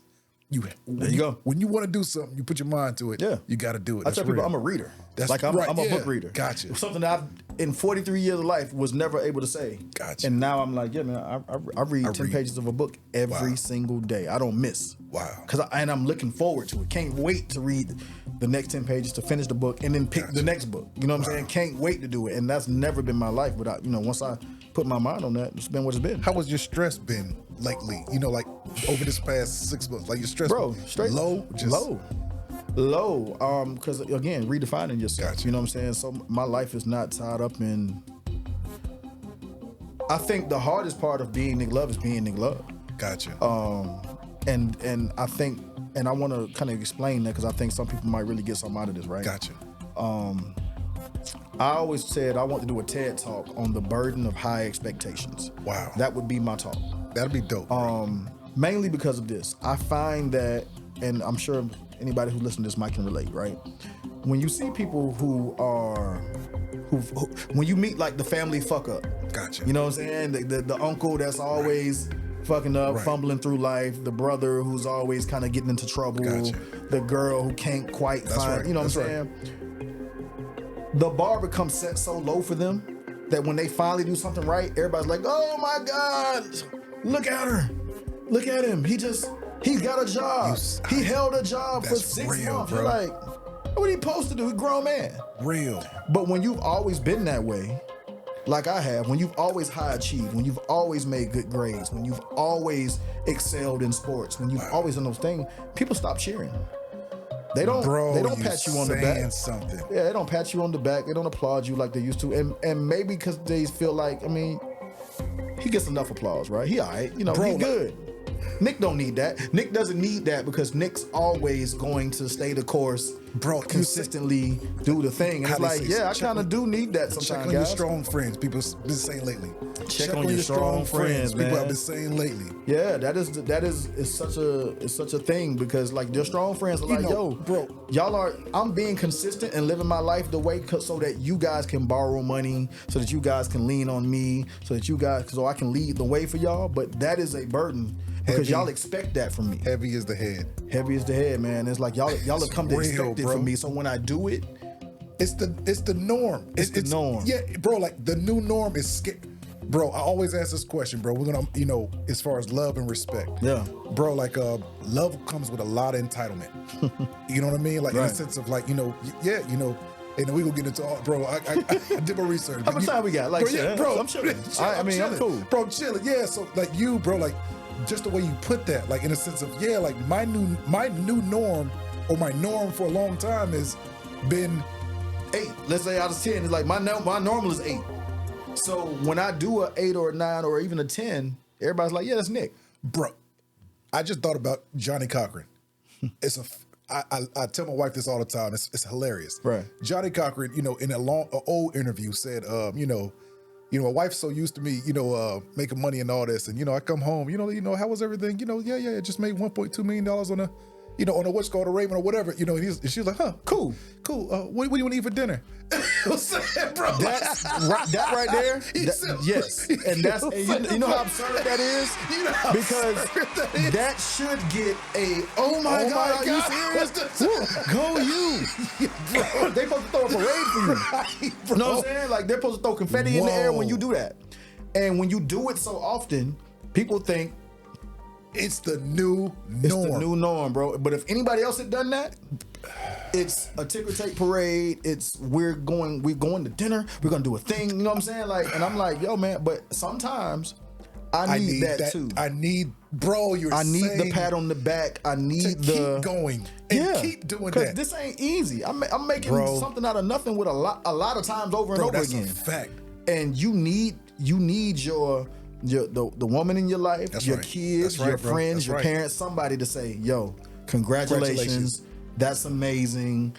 Let's go to dinner. Let's do a thing for you because you accomplished this thing. Bro. Come on. It ain't got to be over the top, but something. Bro, a little goes a long way, and they say. A little goes a long way, bro. Real, you need that battery to keep going. Bro, that's a fact, bro. And it keeps on, in a sense of, going up the ladder, like the 3-bedroom apartment enough, got the $100,000 house, got a $250,000 house, $750,000, right. 1.5, $3 million home. It's like it'll never be enough. How many episodes of this thing have you done of this podcast? You are episode 40, 41. All right, cool. Yep. You've made 41 episodes. I'm gonna be honest with you, bro. That is like amazing, bro. To get to 41 episodes of a podcast, that means you consistently showed up. Respect. At least 41 times. I ain't talking about the ones you might have shelved or just cut and just like, we can't use that. The ones that you forgot to cut the camera on, the lights weren't right, the audio was off. I'm talking about you deserve. Yeah. Hey, bro, Respect, congratulations, bro. respect to you for getting 41 of these done. Respect. Because I know, myself included, how many times I or others have tried to do a podcast on my own. Come on, bro. Did 2 of them and was like, man, it takes bro. It's a lot. That's bro. So, 41, congratulations, bro. For real. For real, bro. Like, Appreciate for real. that, bro. Appreciate and that. you need to hear that, man, from people. You just don't know what that does, bro. Like, Nick, bro, you don't know what that does. Like, it'll get you to 41 more. Bro. That's the thing. You won't get to 43 if don't nobody at a point. You be like, bro, like, I'm not, you know what I'm saying? Bro, I had Doo-Wop, man. I had Doo-Wop in here, man. He said something very dope to me, man. And I'll never forget it. He said, bro, if anybody comes out of here and doesn't humbly say, bro, I appreciate you for having me or anything, he's like, bro, they tripping. Bro, it just opened my eyes like, wait a minute, bro. Yeah. Like, but I'm just saying, bro, like, it's that humility goes a long way, bro. Like, humility goes a long way. And, just to flip it, even on your journey, bro, like, I know what you're saying, bro. I've done my research. I know exactly what you mean, bro. Like, you ain't normal, bro. I'm not, and I'm cool with saying that, bro. Like, I don't make no bones about that. Don't get it twisted, bro. Like, it's the, and I talk with my wife about certain things as well, man. I'm like, I ain't normal, right? Don't get it twisted. I'm not normal. You know what I'm saying? Like, we know certain things, man. Like, but sometimes the new norm becomes so normal. You're like, wait a minute, man. Like, it's like, wait a minute. Like, it's, I often say, man, it's a, my joke is, it's a lady in Malibu right now in her 500 square foot closet crying that she don't got the latest Gucci bag. You know what I'm saying? The new norm is that scary. Yeah. You know what I'm saying? Like, it's like, but sometimes it becomes a normal and you're like, man, like, it'll never be enough. And you mentioned that earlier, like, man, like, we chase and we chase and we chase and we chase, but we know that's real, bro. The chase is gonna kill us. Wow. The chase is gonna kill us, and that doesn't mean stop chasing. It doesn't mean stop pursuing and pushing forward. But it's that pursuit of, like you said, it's never enough. Never enough. It's never enough and never enough and never enough. Then it's too much because now you're stressed and now you beat yourself down and you look around at what you've lost in the process of chasing, and it's like, was it worth it? Wow. Was the money? You know what I'm saying? Like I've told this story to certain people, but you know what I'm saying? Like it's not a secret. When me and my wife split. Gotcha. It was really hard on my oldest daughter. I'm actually, when I leave here, I'm going to hang out with my oldest daughter, which is great. Sure. That's what's but there up. were years, right, where me and my oldest daughter were like, I was fighting to have a great relationship with her because she was so hurt. Nick, she wasn't really. She was hurt at the split. She wanted her parents together. Money wasn't gonna fix that. Come on, bro. I'm Birthday going gifts that. wasn't gonna fix Nick, it. Trust me. me. Go ahead, bro. Listen, bro. And your oldest is 20. My oldest is 21. Mine is 18, about to be 19 next month. My second oldest is 18. I got 21, 18, 17, and 5. So you just like, bro. All girls. Gotcha. And my 21-year-old, my daughter, we finna go hang out tonight. Come on, bro. Respect. She called me and was like, "Yo, you want to? I'm going to watch one of the WWE things, Royal Rumble or WrestleMania. Something's tonight." Gotcha. She's like, "I want you to come watch."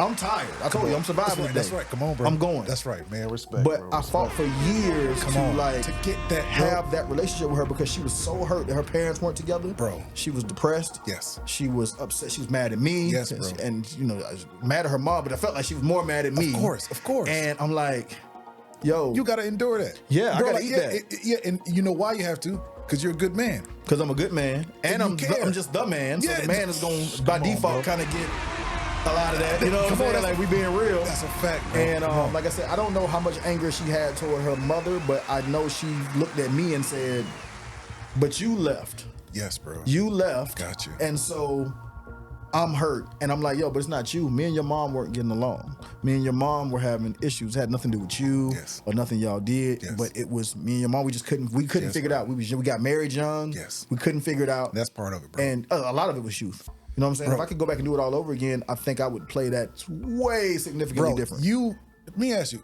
how old were you when you got married? 24. I was 20. Why did you get married at 24? I thought that's what you were supposed to do. I mean, you date. You was raised in a raised in church. You were a wholesome man. My parents were married. Go ahead. My parents were together. Went to church. We were dating for a while. Then we had my oldest daughter had her when I was 22. Gotcha. So and I was like, we're just supposed to get married. This is what you do. You date for a while, and definitely once you have a child, that's just the natural progression of things. Make it happen. That's right. And like I said, I don't want anybody to hear this and feel like I got my arm twisted or nothing. I naturally was like, absolutely, this is where I want to go. This is what life is. That's a fact. You get a job, you make some money, you meet a girl, y'all date for a while, you get married. That's just what you do. You know what I'm saying, bro? That's a fact. And I look back at that time and say, man, that was a decision I wouldn't do over again. And it's funny because me and my ex-wife are great friends now. Gotcha. The kids, everybody's good now. Good. But it took years, not months, not days, not a couple of birthdays. Because like I said, when I talk about I wish everybody had money. Right. There was no birthday presents that could fix it. There was no Christmas presents that could fix it. I couldn't take her enough places to make her be like, okay, I'm cool now. Years. Bro, nothing.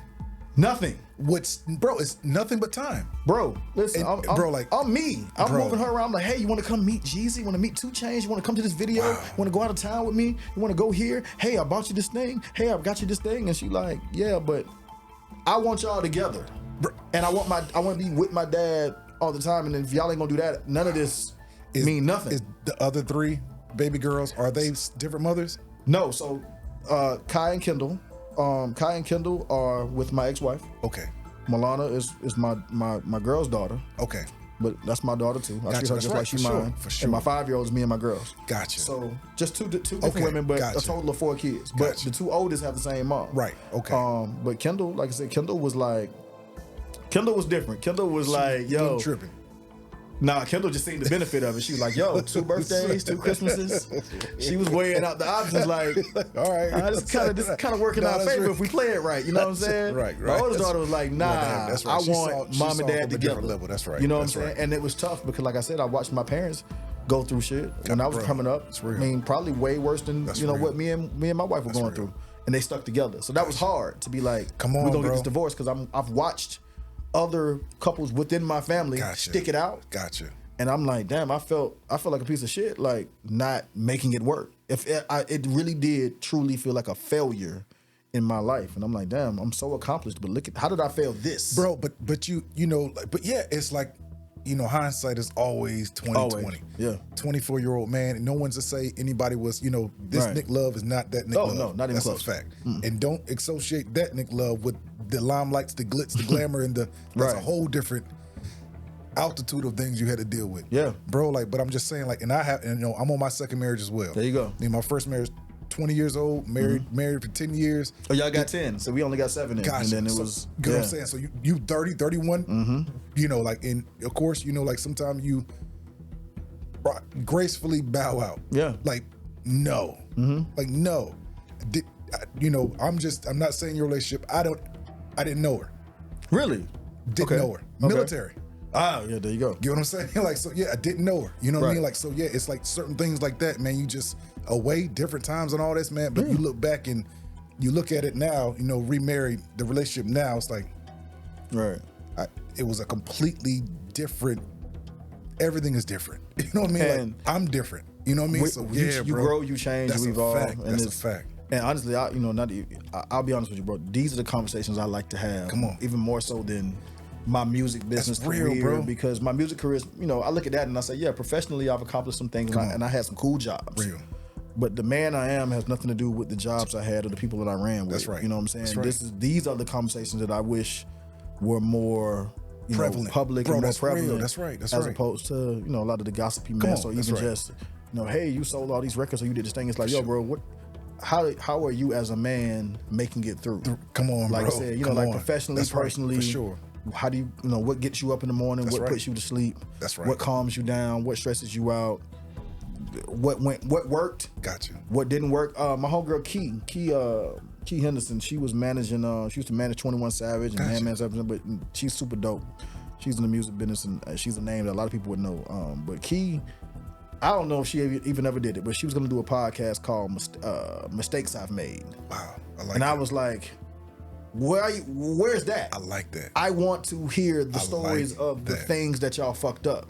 Not the stuff that went right, because we kind of know the things that went right. Everybody, yeah, right. It's if it goes right, reel. it's a story it's somewhere. Right. It's on JD. It's on IG. It's on IG. Reel. That's or real, it's on bro. Google. I can Google the successes. Come on, bro. Come on. Tell me about the thing that you invented that didn't work. Tell me about the investment you made, the money that you sunk into something that you knew was going to be the next thing. Come on, bro. And it flopped. Tell me about the relationship that failed. Tell me about the parenting thing that you tried that didn't work, and the way that the kids responded. Or tell me about the school that you flunked out of. That's real, bro. I want to see that. That's the American success story. Yes. The things that went wrong and you triumphed through. Yeah, because nobody, you know, we always talk about how, like you said, Instagram is the highlight reel, right? That's a fact. Nobody talks about the other things, and it's like, to me, there's more lessons in the other things. Bro, that's a fact. You can't duplicate my successes. Right. You may not have the charm, the charisma, the opportunity, meet the people, do the thing, the timing that I had. Right. But you can absolutely avoid the things I tell you. You know what I'm saying? That's real, If bro. I can tell you, like, hey, bro, I ain't gonna lie to you, I did that. That didn't play the way I thought it was, and this might save you. That's real, some bro. Hurt, some pain, some time, some money. That's right, for sure. You know, I'll even give you this. There was an idea that I had. I was gonna do a rage room. Rage room. You know, like you go in there and you smash the thing, right? TV, all kind of loved it. I was gonna create a whole business around it, right? Got so busy, didn't do it. Have you seen a lot of the rage rooms lately? You see them every now on Instagram and the ones in Atlanta. It's like, bro, people are really, this is an outlet. It's an outlet, but the popularity has like dwindled. It has. They're not, it has. During the pandemic, it was at its peak. See them. That's a fact. I did. You used to see them everywhere. Instagram, everywhere. That's right. And now, as everybody's gotten back to the normal lives, you don't see it as much. Wow. And I was like, man, I'm so glad I didn't sink a lot of money into that because I was ready to go get the building, do the stuff. I literally. In my basement, I still have like TVs that I got donated to me. Gotcha. Because I was going to use them for the business. So I got a basement full of broken TVs. I picked up I went to people on Facebook Marketplace and picked up plates, and cups, and mugs, all these things that I was going to use for the business. Wow. Never started the business, and I'm so glad I didn't start the business. Gotcha. And I would love to tell that story to anybody who listens. Like, yo, bro, like think about all the things that you were about to do that some kind of way it didn't work out. Gotcha. You didn't have the time, the money, the resources, the help, and you look up and you're like, woo. I'm glad certain things didn't happen for a reason. Man, that could have went crazy. Wow. I could have been tied to a 10-year lease, a commercial lease somewhere, and ain't nobody trying to come to my spot. You know what I'm saying? Like, I want to have those conversations more than I ever want to talk about Jeezy, Coalition, or anything else that I've done. I love telling people like, yo, we can talk about that all day. Right, that's real. But that's real. I think you get more from the other stuff. Let me ask you, man, you know, you're really big on family. Huge. And I told you off camera I wanted to say something on camera that really changed me going forward. Mm-hmm. When we were originally supposed to do our interview on what day? We supposed to do it on the Sunday. And what did you say to me? I said, yo, it's family day. It's family day. Can't do it. And trust me, that is the evolution of me though. My brother. Because that wasn't always my answer. Respect. For years, that was never my answer. Bro, it was like, hey, you want me to do something? Gotta go. And I told my kids, I gotta go. Told my girl, gotta go. Like that was just my default answer. I showed up at everything. I didn't miss a party. I didn't miss an event. I didn't miss a listening session. I went to everything for years. That is what helped me become me. Yes. However, you look back at a certain point and you say, yo, how many family functions, little things that happened. Come on. And I was around for First Steps and some of that stuff, but I know for a fact I missed some family Thanksgivings because I was on tour. Gotcha. Or I missed, I missed a birthday or two because I had to go do a thing. Or I was like, it's your birthday. I'm gonna go do this interview real quick and then I'll come back. Or I'm finna go do this thing. I gotta go to this show later on. So we're gonna cut this short so I can go do the thing I gotta do. And and it's like, I look back at that and I'm like, yo, bro, the man I am now would have been like, hey guys, I need somebody to cover for me because it's my daughter's birthday. Wow. It's my wife's birthday. It's my mom's whatever. It's my dad's thing. I gotta be there for that because that's important to me. Bro, let me tell you what, I literally called my wife and was like, babe, I respect that guy, Nick Love. He said he's not doing anything on Sunday. That's a family day. Yeah. I knew I was talking to a man of integrity. Yes, sir. I respected that, bro. And you don't know, but you already changed the course of my life that quick. In February, I scheduled nothing on Sunday. How about that? And I'm never going back to scheduling anything on Sunday. And people will respect it. You know what I'm saying? Because I'll be honest with you, bro. I'm being honest, I didn't mind telling you that, but at the same time, I know in times before I was like, man, if I don't say yes, if I don't go with it, if I don't do it now, they may not call back or they may not want to work with me. And that was always the concern of like, man, if I say no, if I don't show up to that thing, you feel like you're getting left out, left behind, out of sight, out of mind. But what you realize is, as you evolve and grow, you're like, hey man, if they respect you and they value what you do, they will wait for you. They will, bro, go ahead. But you also got to make sure that when you show up on time and you deliver that value. Because remember, today, I hit you first thing this morning. I said, hey, for sure. We still on? Bro, and I said, hey, I'm coming at this time. This is what's going to happen. That's right. I made sure because I respect you and I respect your platform. So if you're going to respect me saying, hey, I can't make it on Sunday, I got to respect you saying, all right, cool, we'll do it on Saturday around you. Bro. And I'm going to show up and I'm going to give you what I need to give you. You know what I'm saying? That's real. And I feel like that's the ways of a superior man. Bro, it's accountability. Bro, it's real, bro. Like, you just don't know. And I hope all the viewers even hear this, man, like the right way. Like, hey, man, it don't matter the money, because it don't matter if it's money, if it's time. Like, my family is important. This is what I set this for my family. Mm-hmm. I could do anything around this time, but not this day. That's major, bro. I took that with me. Yeah. Real, bro. I respect that, man. Bro, I respect that. And again, I can tell you every little piece of us setting this interview up because I remember the conversations.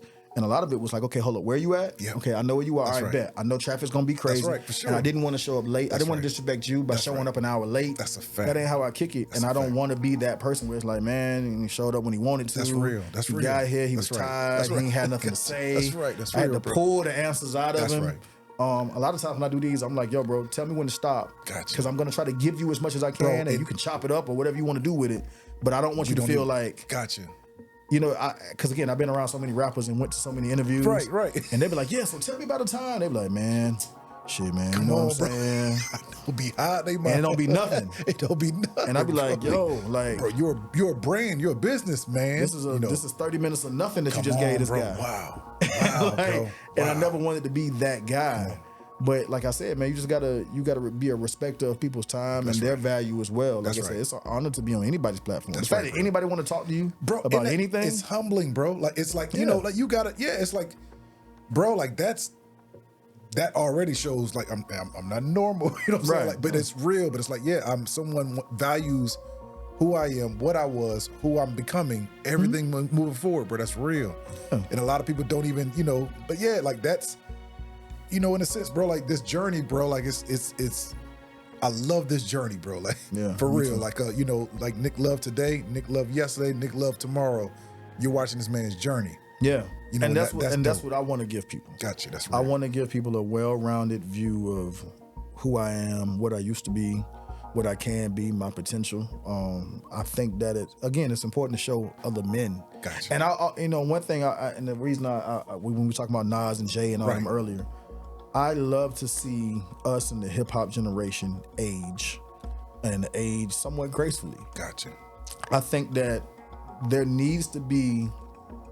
we need to show people that you can do that. Right. Those cliches of just a young man's game. Yep.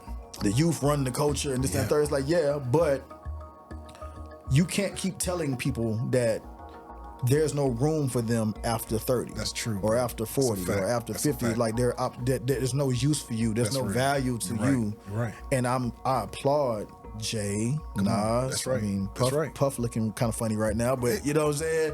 You need to see the 50-year-old Dr. Dre's. That's real, bro. You need to see these guys being 50, Eminem, 60. 50 Cent. Oh, yeah, like, bro, like. Growing up in hip-hop culture, having success, aging appropriately. That's right.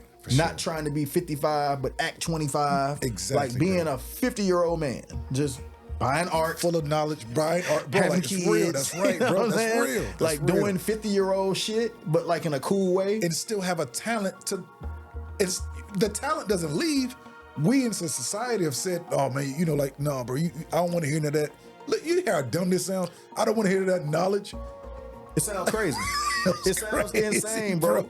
And what's wild is, and this ain't even no black and white shit. This is just more so just looking at other cultures, but white people in particular. They watch their rock stars tour and entertain till they're 70, 80 years old. Till they damn near die on stage, right? And make more as they become legends. But if you're a 19-year-old rock star, you think to yourself, I got another 50 years of this.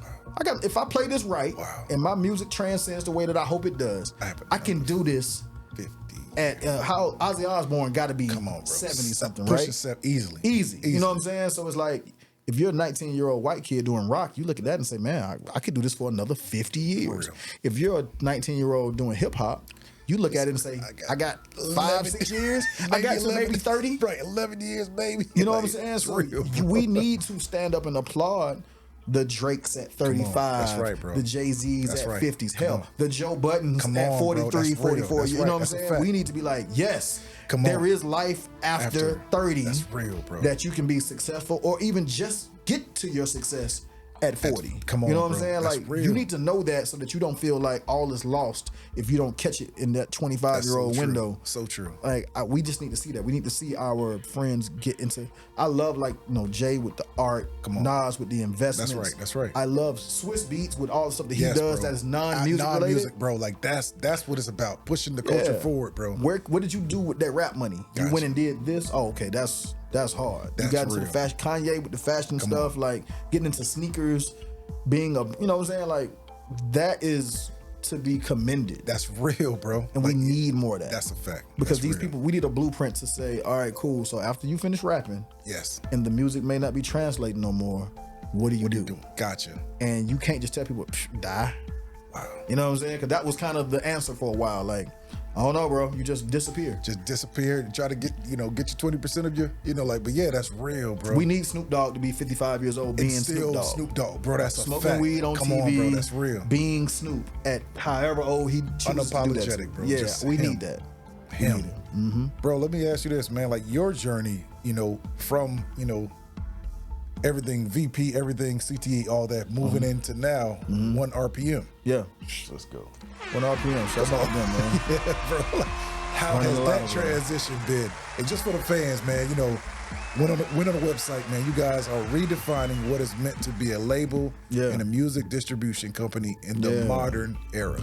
Yeah, 1 RPM has been an amazing learning experience for me. You know, when I left Jeezy was the last job I had. Gotcha. So we talking about when I left Jeezy and so let me say, Jeezy fired me 3 times, brought me back 3 times, and then the last time I left, and then I came back 2 more times as Jeezy being a client of my marketing company, right? Gotcha. Okay. So I've worked with Jeezy. You know, I went from like 03 to 08.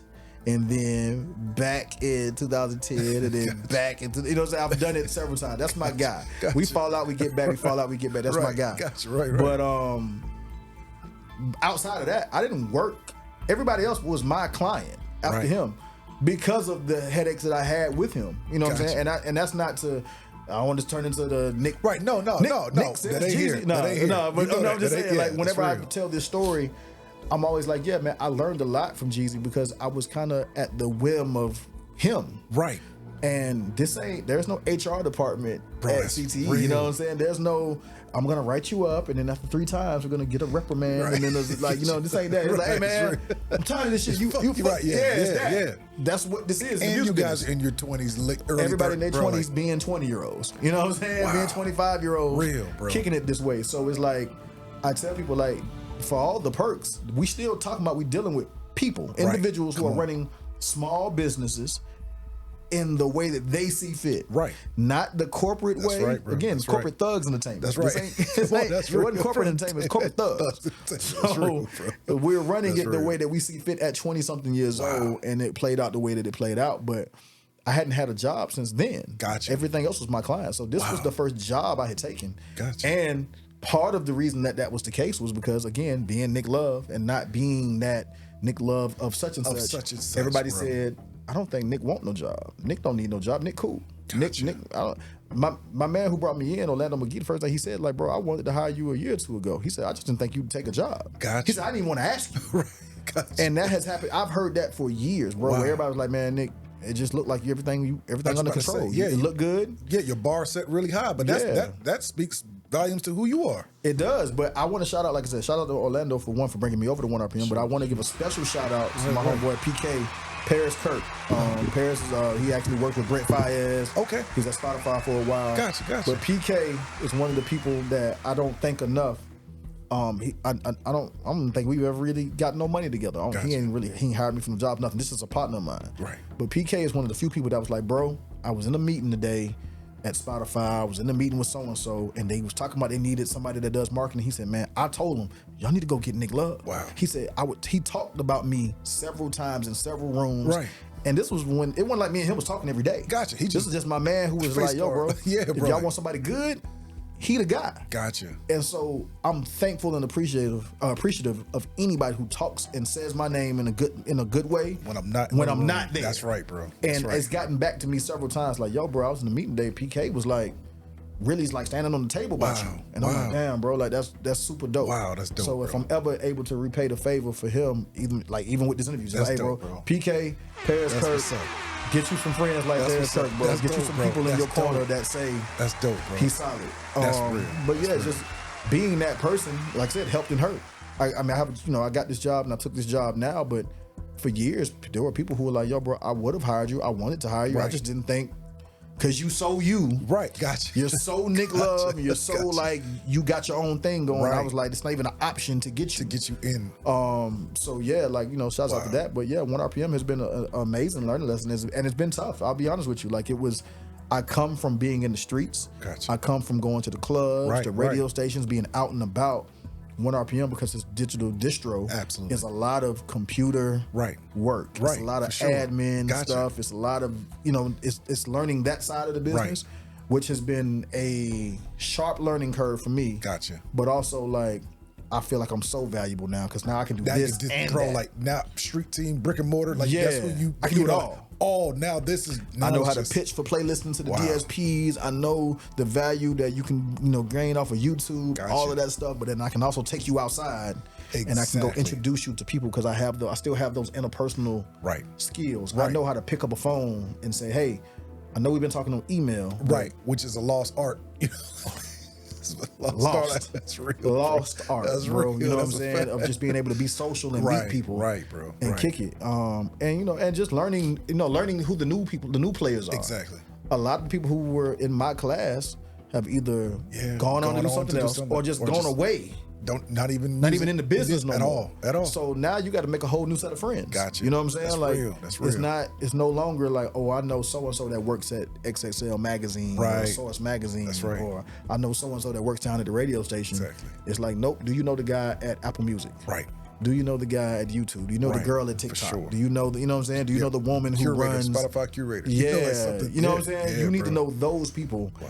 And that is the that's the game that we're in right now. That's right, for sure. And I think that, like I said, it's just been cool to learn, but also being able to share that knowledge with my friends and my peers and say, hey guys, just so y'all know, it's a different game. It's a different world. That's real. And that's something that we say as a cliche, that, oh man, the game done changed, the rules is different now.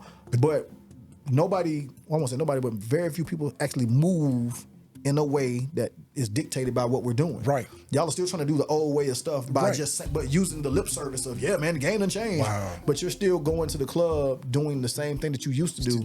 And I'm telling you that there's no value in that anymore. Wow. Or there's less value. Right. Yeah, the turning of the bottles in a sense, or the, like, bro, we invented that. Listen, bro, CTE, Jeezy, BMF. That's a fact. We invented that. Fact, bro. Going to the club, throwing money, buying bottles. We did that. Right. That's so if I'm telling you, if I'm the guy who's telling you, the guy who invented that strategy, come on, bro. If I'm telling you, hey man, I don't think that's the best use of your money right now. Listen to what I'm telling you. Bro, there are better ways to spend your money. There are more creative ways that'll get you further in today's game of the game, and the game that we're playing. Real. And I had to learn that, bro, because I knew it. I knew that the world had changed. Right. But I still didn't know how to attack that world. Gotcha. 1 RPM has showed me how to attack that world. That's what's up. Respect. Yeah. Respect. Shouts out to them, man. Bro, shouts out to Vito on Vito. Oh, vibing with Vito. You said something interesting, bro. You said I can look at someone and can tell if they have the it factor. Yeah. Like, from everything you've been through, every artist you've seen, like, bro, like, just for the fans, like, what's like that it factor? Kind of, what do you see and what things do they possess? The it factor is it could be anything, bro. Sometimes it's your voice. Like, I think one of Jeezy's biggest assets is his voice. Fact, bro. He sounds authentic. He sounds like he's really been real, through what bro. he's That's saying a he's fact. been through. That's a fact. And I think when you look at some of your favorite rappers, they have a distinct voice. Gotcha. That does something. Like when Slick Rick, he doesn't have the gravelly, grungy voice that Jeezy has. Right. But when Slick Rick's rapping and telling you a story, you're like, man, he sounds like a storyteller. Right. Yeah, Slick Rick sounds like a storyteller. He's like, when he's rapping, you're like, man, he sounds like somebody I want to hear that from. That's right. But when you hear Jeezy, he sounds like somebody you want to hear trap shit from. Right. The voice can be it. The look, I think when you look at someone like, let's say, look at some of your more attractive superstars, right? Gotcha. From your Ushers to your Rihanna's to Beyonce's, all of that. That sometimes somebody just walking in the room, you're like, hey, who is that? Gotcha. And and it's funny because you live in Atlanta, there's a lot of beautiful women in the city. Gotcha. But every now and then you're walking someplace and you be like, who's that? Gotcha. She stands out even from all the beautiful women in this club or in this restaurant. That one she stands out. I gotcha. But men can be the same way, That's man. Sometimes real. it's just a way somebody dresses. Gotcha. It's just like, yo, Trinidad James, fashion-wise, stands out. You'll never mistake him once you meet him. Real. He just walks in the room and you like, bro, anybody who got the confidence to kick it like that, bro. It's crazy you say something. that, man. Shout out to Manolo Prado, man. He said, Manolo. I can never forget, he said early on, he was like, Trinidad James, he's going to be a star soon. 3 or 4 months later, star. No, Trinidad got it. It's crazy. And you like I said, you'll never mistake him with anybody else, bro. And just like crisscross with the backwards Jermaine Dupri, bro. Like just like who are these guys? Everybody, it's just something. You walk into a room and you see a guy, you like, I don't know what he do, but he looked like he got it put together. Gotcha. And it might just be, it don't necessarily have to be the jewelry that they got on. Right. I mean, everybody got jewelry. Right. Everybody got Jordans. Everybody got It's real. whatever. It's real. It's like, it's just something about sometimes the way you wearing it. Gotcha.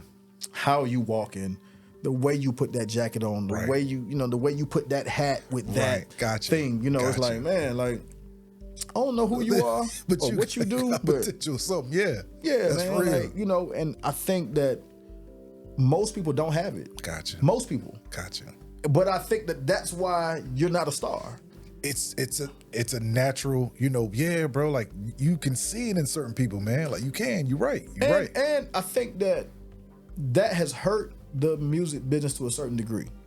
I think that if you think about what was going on in the early days, like let's say pre-2000, right? It was real talent. It ain't even about real talent. Gotcha. It was real it factors.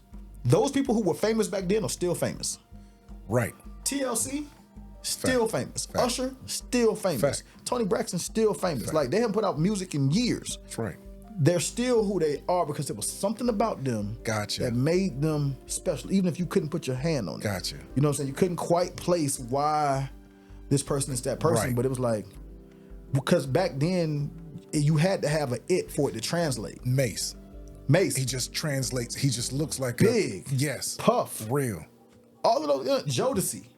You know what I'm saying? It's real. Snoop Dogg. You're right. Like You're you right. just look at these people and you're like, yo, man, like there's something about. Let me ask you this: does that also? This is a good question. Does this also contribute to the fact that they were less seen?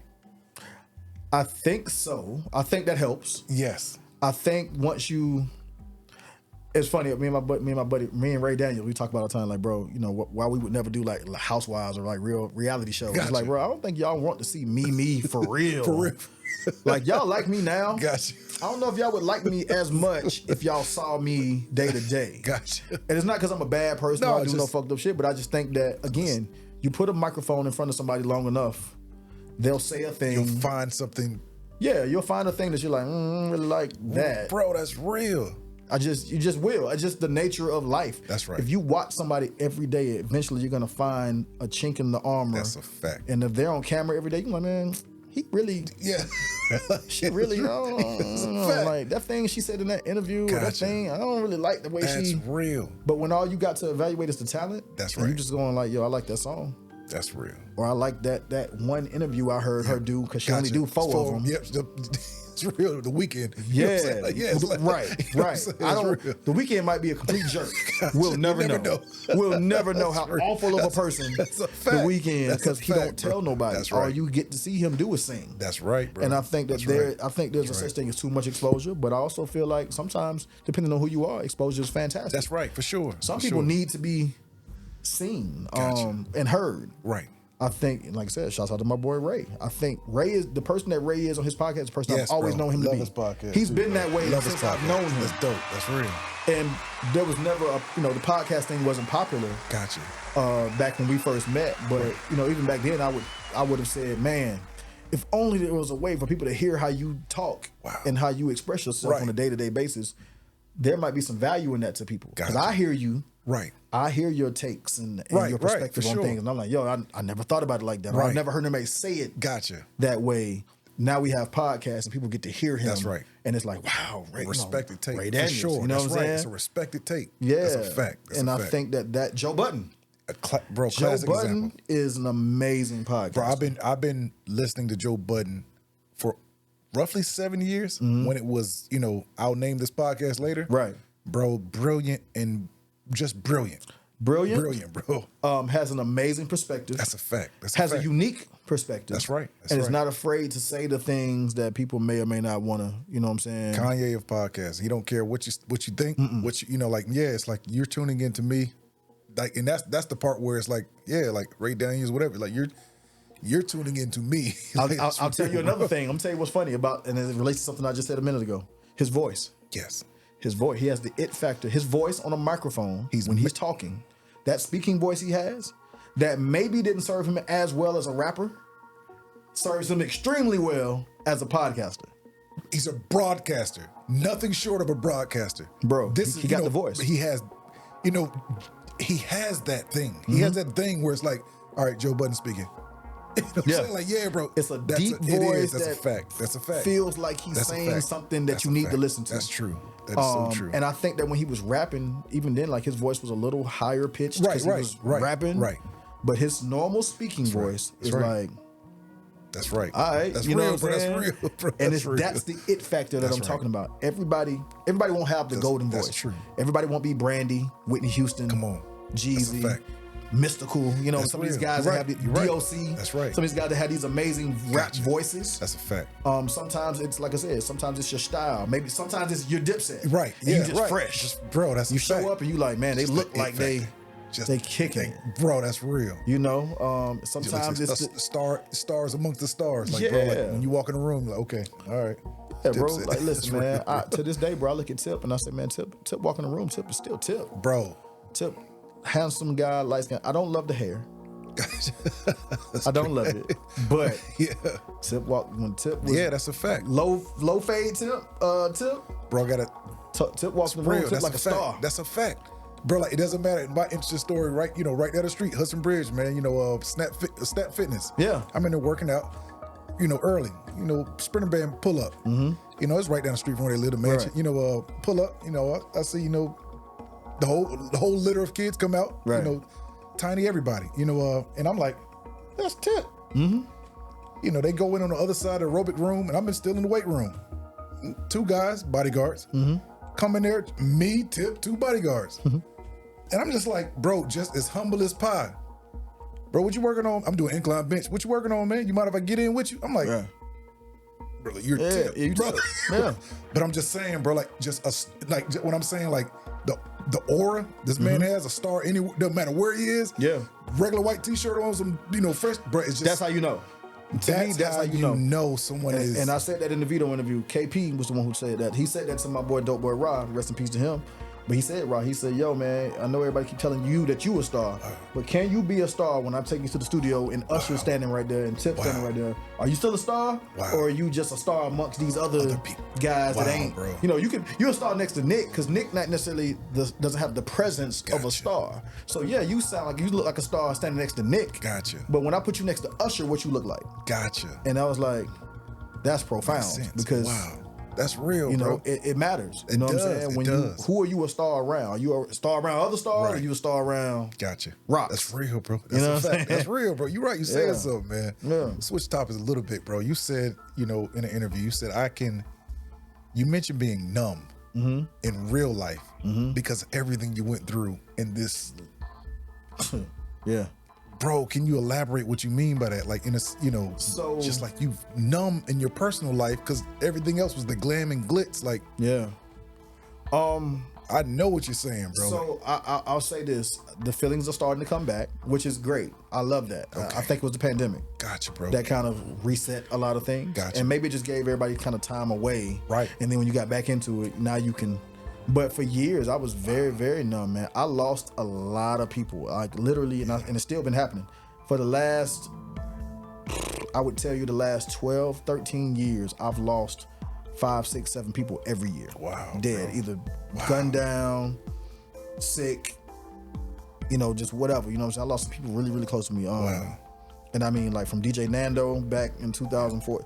So it's been about 10 years. 10 years. DJ Nando, we lost January of 2014. Wow. But you know, since then, even before that, my man Wallow had passed. Wallow was the one who actually introduced me to Dope Boy Rod. He was a big promoter. We went to middle school together. Gotcha. I had known Wallow. Bankroll Fresh. Right. Rod's gone. Clay just died. You know, in 2023. Rod died in 2023. My homeboy Jarvis from like all these people from my personal life and my professional life passed away. Car accidents, like I said, getting shot, drug overdoses, all kind of wild shit that was happening, and then the deaths, and again, nobody really giving a fuck enough to let you kind of recover or mourn, because it's like, hey man, like need you to get to the next thing. Wow. But just work too. You know what I'm saying? And I tell this story, and it's you know, it's just was me and Jeezy. It wasn't, and again, whenever I tell the story, it's not to disparage anybody with Jeezy or whatever, and I actually won't even go into detail with it, but it was more so like when we would have those falling outs. Right.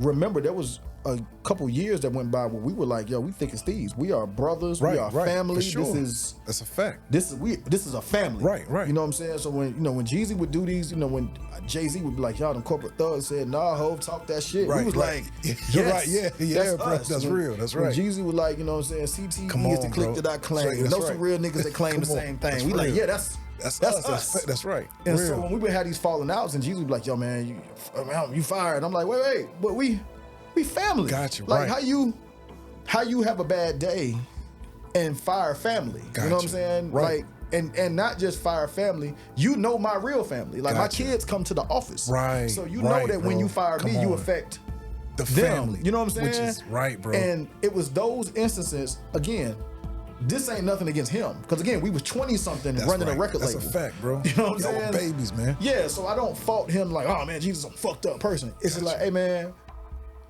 those instances made me realize like, gotcha. We aren't actually family. Wow. I'm an employee of your company. We happen to have gotten tight. We happen to have, this business has perks. I get to travel and do these cool things. But at the end of the day, we aren't actually family. And when that happens early, it guts you because you're like, hold on, I thought we was. You were, bro, you kind of, a way out, not a way out. In so many words, you knew it was potential. Like, all right, I got to start finding this can happen. This can happen again and again, or forever. And then I'm really bound. I'm like, not even loyalty. I'm like, I'm just saying in so many words, like, like the big whale on the bottom I'm eating. On the bottom, it's everything on the bottom eating I can become like, in a sense, wait a minute. Yeah, bro, like you kind of woke up like. Yeah, it was, but I'm so glad it happened in my 20s because it allowed me to navigate through the business and not let things get so personal where I was so locked.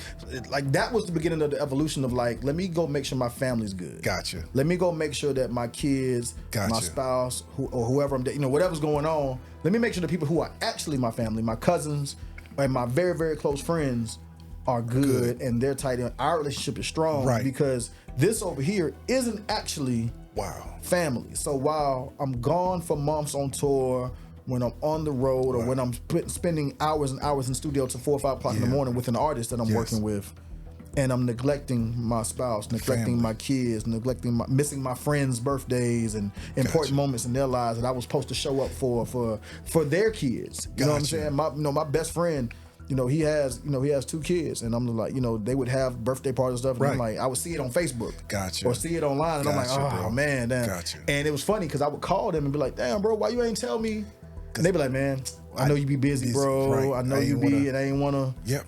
And after you hear that so many times, you're like, oh shit, all of y'all think I'm so busy that I'm too busy for y'all. Gotcha. We gotta change that. Right, bro. There has to be a thing where you guys feel comfortable enough to say, hey, Nick, I know but that's real.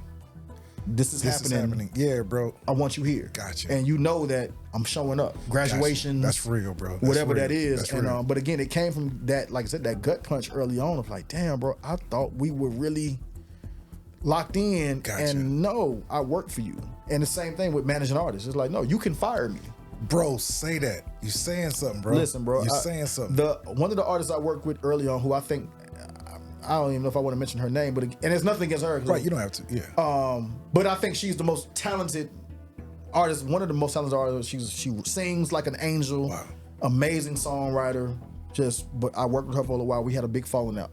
Gotcha. To this day, I still look at her and say, yo, you're the most talented motherfucker I've ever seen in my life. Wow. But when we fell out, I was like, yo, but I've put so much money into you, time. I missed a lot of things to try to get your career moving forward. And we fall out and you don't even look back. You know what I'm saying? You didn't even, you wasn't even like, yo, because I honestly, when we fell out, I expected us, let's say maybe a month later, to be like, hey, look, got weird. Right. I was tripping, you was tripping. Right. Let's figure it out. And it didn't, when it never happened, I was like, oh shit. Like these artists will really discard you at their whim, right or wrong. You know what I'm saying? And I was like, yeah, this can't be. That's not how I can live I cannot base my finances, my time, which is more valuable than the finances, on betting on your emotions, somebody else's emotions. Because again, there is some protections with a corporate situation, right? Wow, that's right. There is certain. That's a fact. You know, you get a job. They can't, right? They can't just kick you out the door. You can fight that. Yeah, you can be like, hey man, y'all got to wrap me up. Y'all got to give me 2 more chances around here. That's right. Short of me shooting this place up or slapping somebody, y'all got to let me stay. You know what I'm saying? Like, but dog, you saying like, but in the music business, disposable.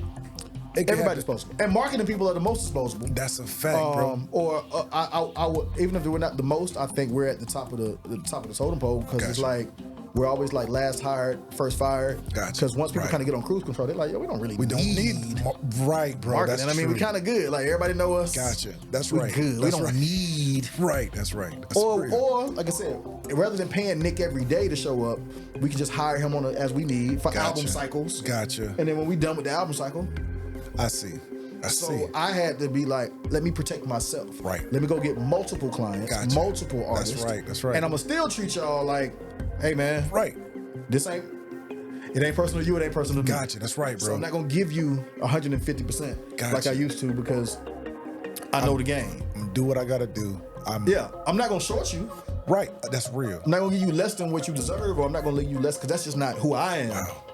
But I can't give you my life because my life is owed to my children. That's who deserves my life. Come on, bro. Kaya, Kendall, Milana, and Ryan deserve all of me. Right, bro. That's right.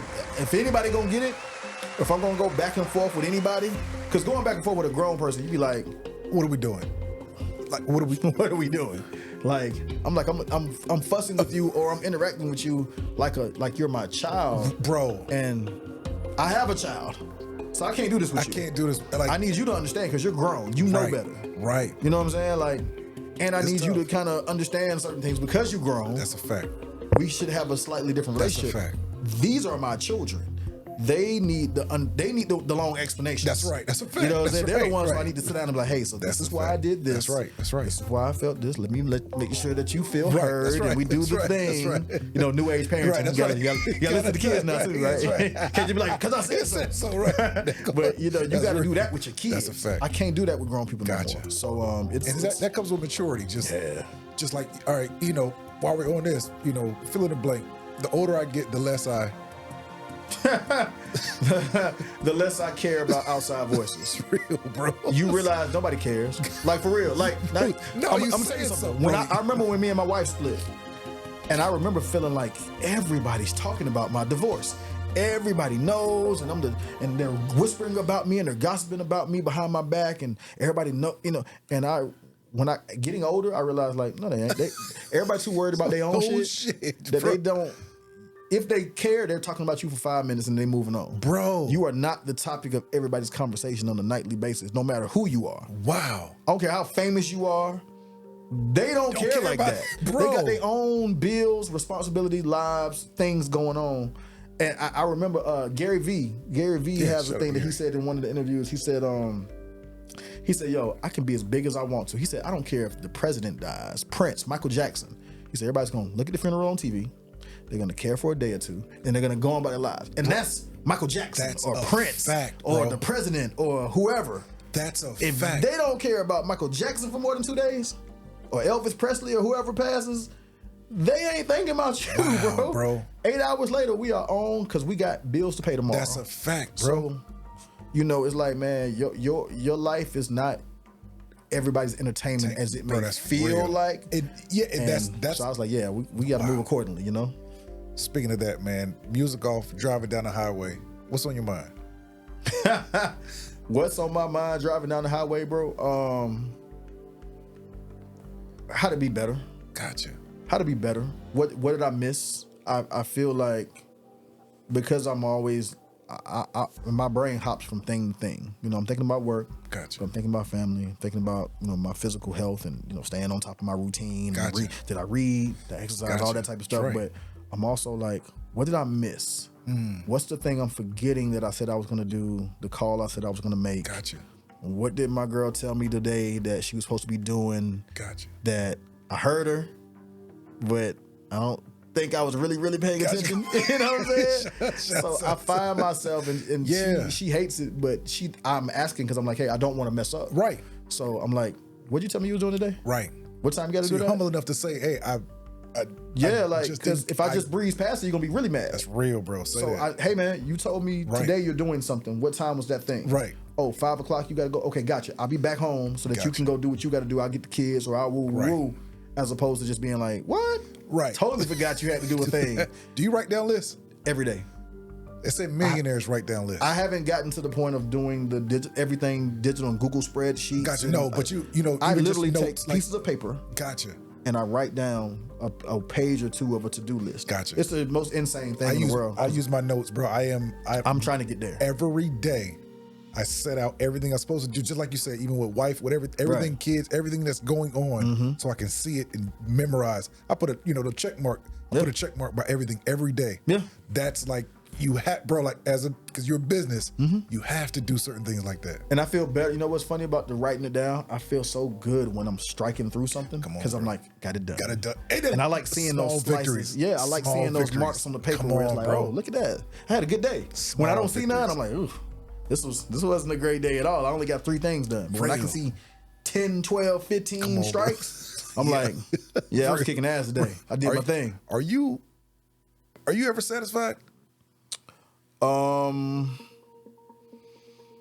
Not really, but what I am learning to be okay with. I'm learning to be okay with being okay. Gotcha. And this came from my oldest daughter. One of the things that she struggled with, and I was funny because I never felt this way, but I couldn't get it out of her head. She was like, my oldest daughter's the quiet one of the family. Gotcha. So she's way less social, way less like outgoing and be in the mix. Like she don't care nothing about none of that. She ain't on social media. She don't want to be on social media. She don't care. Gotcha. It's real. And she would always be like, I feel like you don't like me, or you don't like that I'm not like you, Dad. That I'm not outgoing. And I'm like, no. Why would you think that? Right. And she was, every now and then she would just she would give me a little glimpse of how she felt, but she still was kind of guarded. But as she got older, she would say, but Kendall's more like you. Gotcha. And I see you kind of gravitate towards Kendall. I'm like, well, I'm not gravitating towards Kendall. I'm just trying to meet Kendall where she is. Gotcha. And I'm trying to meet you where you are. Sure. And all of y'all are so different that I'm trying to be the chameleon. Right, for sure. That's trying to be Kaya's dad, Kendall's dad. That's Try to be what Milana needs me to be what Orion needs me to be. Bro. Try to do all the things. That's you're more distant and kind of reserved. So I don't. You have to pour more. Yeah. Than the other. Yeah. The other one kind of meets you. Yes. This one you have to do and a lot of that, bro, like just because what I'm going through, it's you're the one doing the pouring and you're the one that's feeling even more of the, like, dang, how much pour, like, I'm just saying for mine, like, all right, meet me somewhere, like. We just got there. And I would say in the last year or two. Respect, bro. Honestly, like, bro, like, I'm talking about, when I say that, I say years, my nigga. Like, bro, I know. I know exactly what you're saying. I'm going to this day. It's tough. It's not in, bro. If you care, it's tough. Bro, thank you. If you care. If you care. If you give a fuck. It's so many deadbeat dads out here who they don't give a bro. Like, all right, cool. Yeah, bro. My kid tripping, so fuck that. And I'm like, yo, that's still your kid. And it's easy. You don't get to do that. And it's easy. No, it's easy to get there. Yeah. Because number one, we got egos, testosterone. We're gonna feel like, all right. I tried. White flag. Yeah. But no, bro. But because you keep trying, Nick, if you're anything like me, none of this shit won't mean anything until you have her full. Yeah. Until you have her fully on board. No, facts. Bro, that's how I feel, bro. Yeah. That's a fact. Nothing won't. You know what I'm saying? That's a fact. Bro. Right. Good. Okay, for sure. Yeah, that's real, bro. But yeah, man, I know what you're saying, bro. Yeah, I know what you're saying. It's trying on you, man, because you want to be the best. I want to be the best at everything. Come on, bro. When anybody asks me like, yo, what do you want to be the best at everything? That's real. I want to be the best dad. I want to be the best son. I want to be the best brother. And I'm not even, that ain't even no cliche cool shit I'm saying for some interview. Right. I literally wake up every day like, how can I be the best at whatever it is? That's real. And every new year, one of my resolutions is always, I'm gonna call my parents every day, and I never do it. I'm so bad about it. Why is that, bro? Like, I'm gonna say, like, I have a great relationship with my dad. not so great with my mother, but it is improving far beyond what it used to be. Yeah. And I love that. Me too. I love that. Me too. I'm just like, man, I want to be.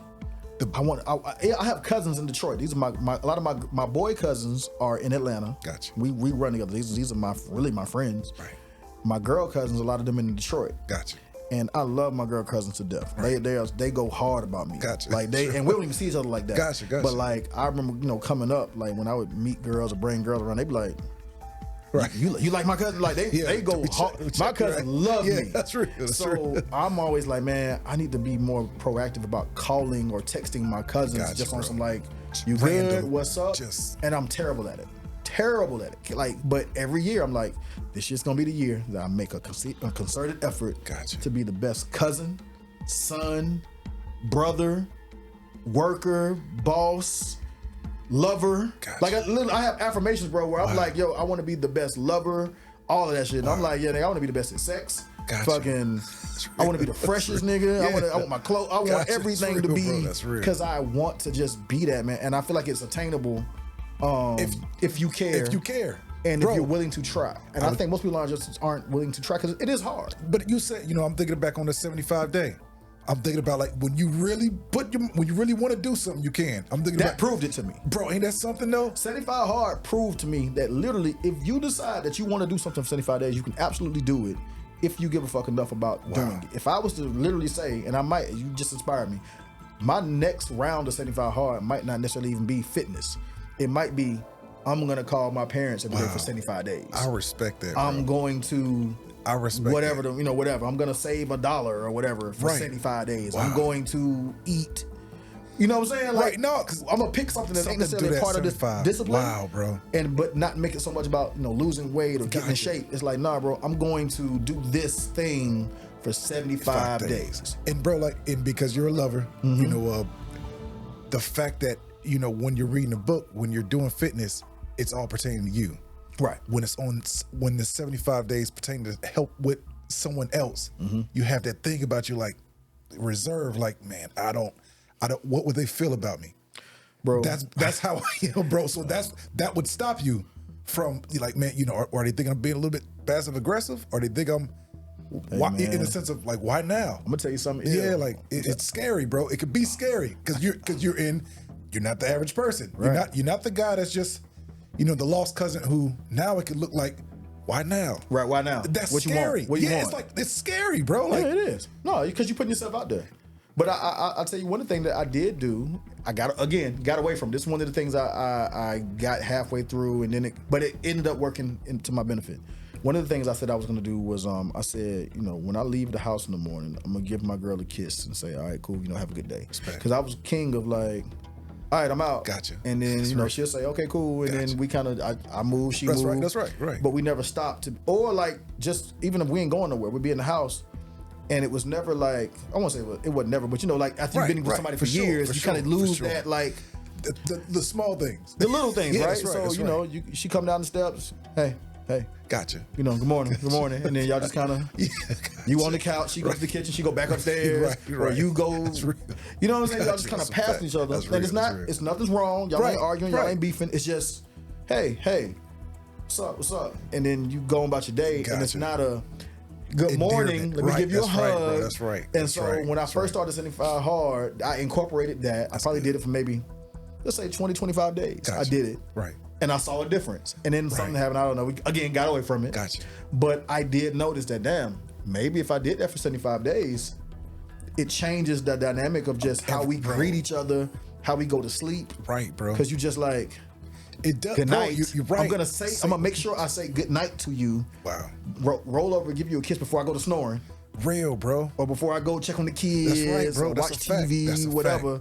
I'm gonna go do this. And then, like I said, man, it's just those little things. It is, bro. It's those little things, bro. You saying that, and I'm thinking back in the Bible, let a man examine himself. Mm-hmm. That's real, bro. Like, yeah, it's like, if I know I should do better, I got to do better.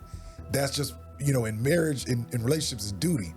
That shit is duty, bro. Yeah. Like, you perform, but yeah, we gonna get out of here in a second. Yeah, no, you get. I'm like, who's texting me? Yeah, we perform, bro, and that's real, bro. Let me ask you this: outside of music, family, and of course dining. Okay, we ain't even got to that. Of course, I forgot about that. What's your hobby?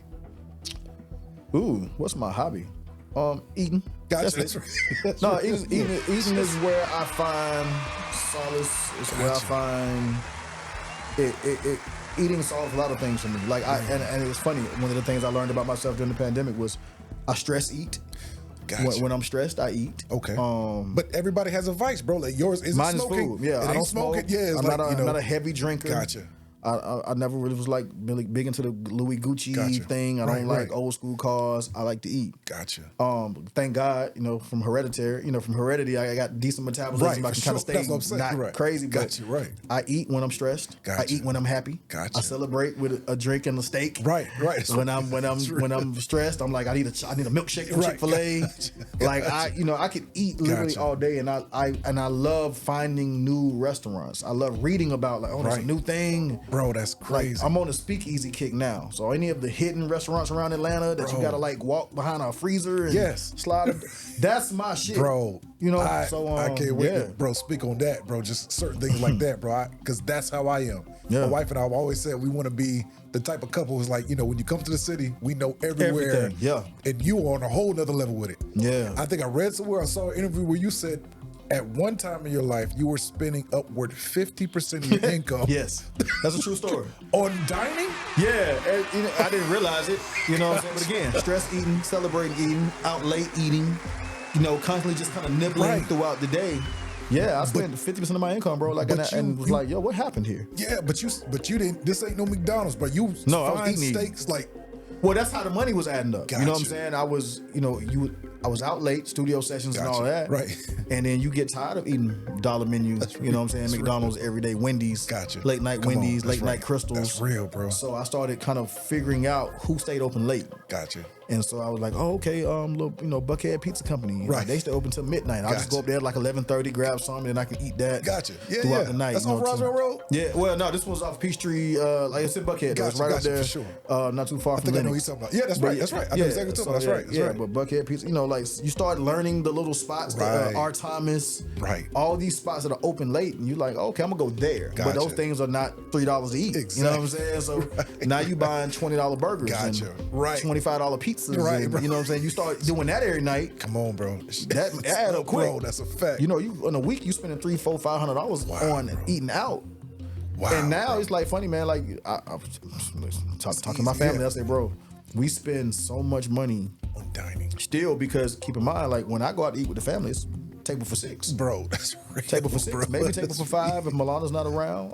But it's like, or if one of my other daughters isn't around, we're still minimum 4. Right. Probably 6. Gotcha. You know what I'm saying? Right. And if we go in table for 6 at Little Alley, or table for 6 at Ralph Buns, or table for 6 at some of these spots in town that are like pricey. Wow. Everything's a $200. Like matter of fact, during the holidays, funny enough, we had about a 4-day stretch where we did Papados, Dantana's. We went to Parker's on Ponce in downtown Decatur. We went to a couple of spots. Right. And we looked up, and it was like $600, $400, $300, $400, $200, $180, and it was like, yo, what happened here? You know what I'm saying? Yeah, but yeah, that's real though, bro. But that's what it costs to feed 6 people. That's real. Oh, bro. I remember what it was when I finished 75 Hard. I wanted to celebrate. Gotcha. And we did something as a family, and then we all went out to CNS, which is my new favorite restaurant. Gotcha. The seafood spot. We went to the one off Cumberland Parkway. Gotcha. And bro, that bill was $600.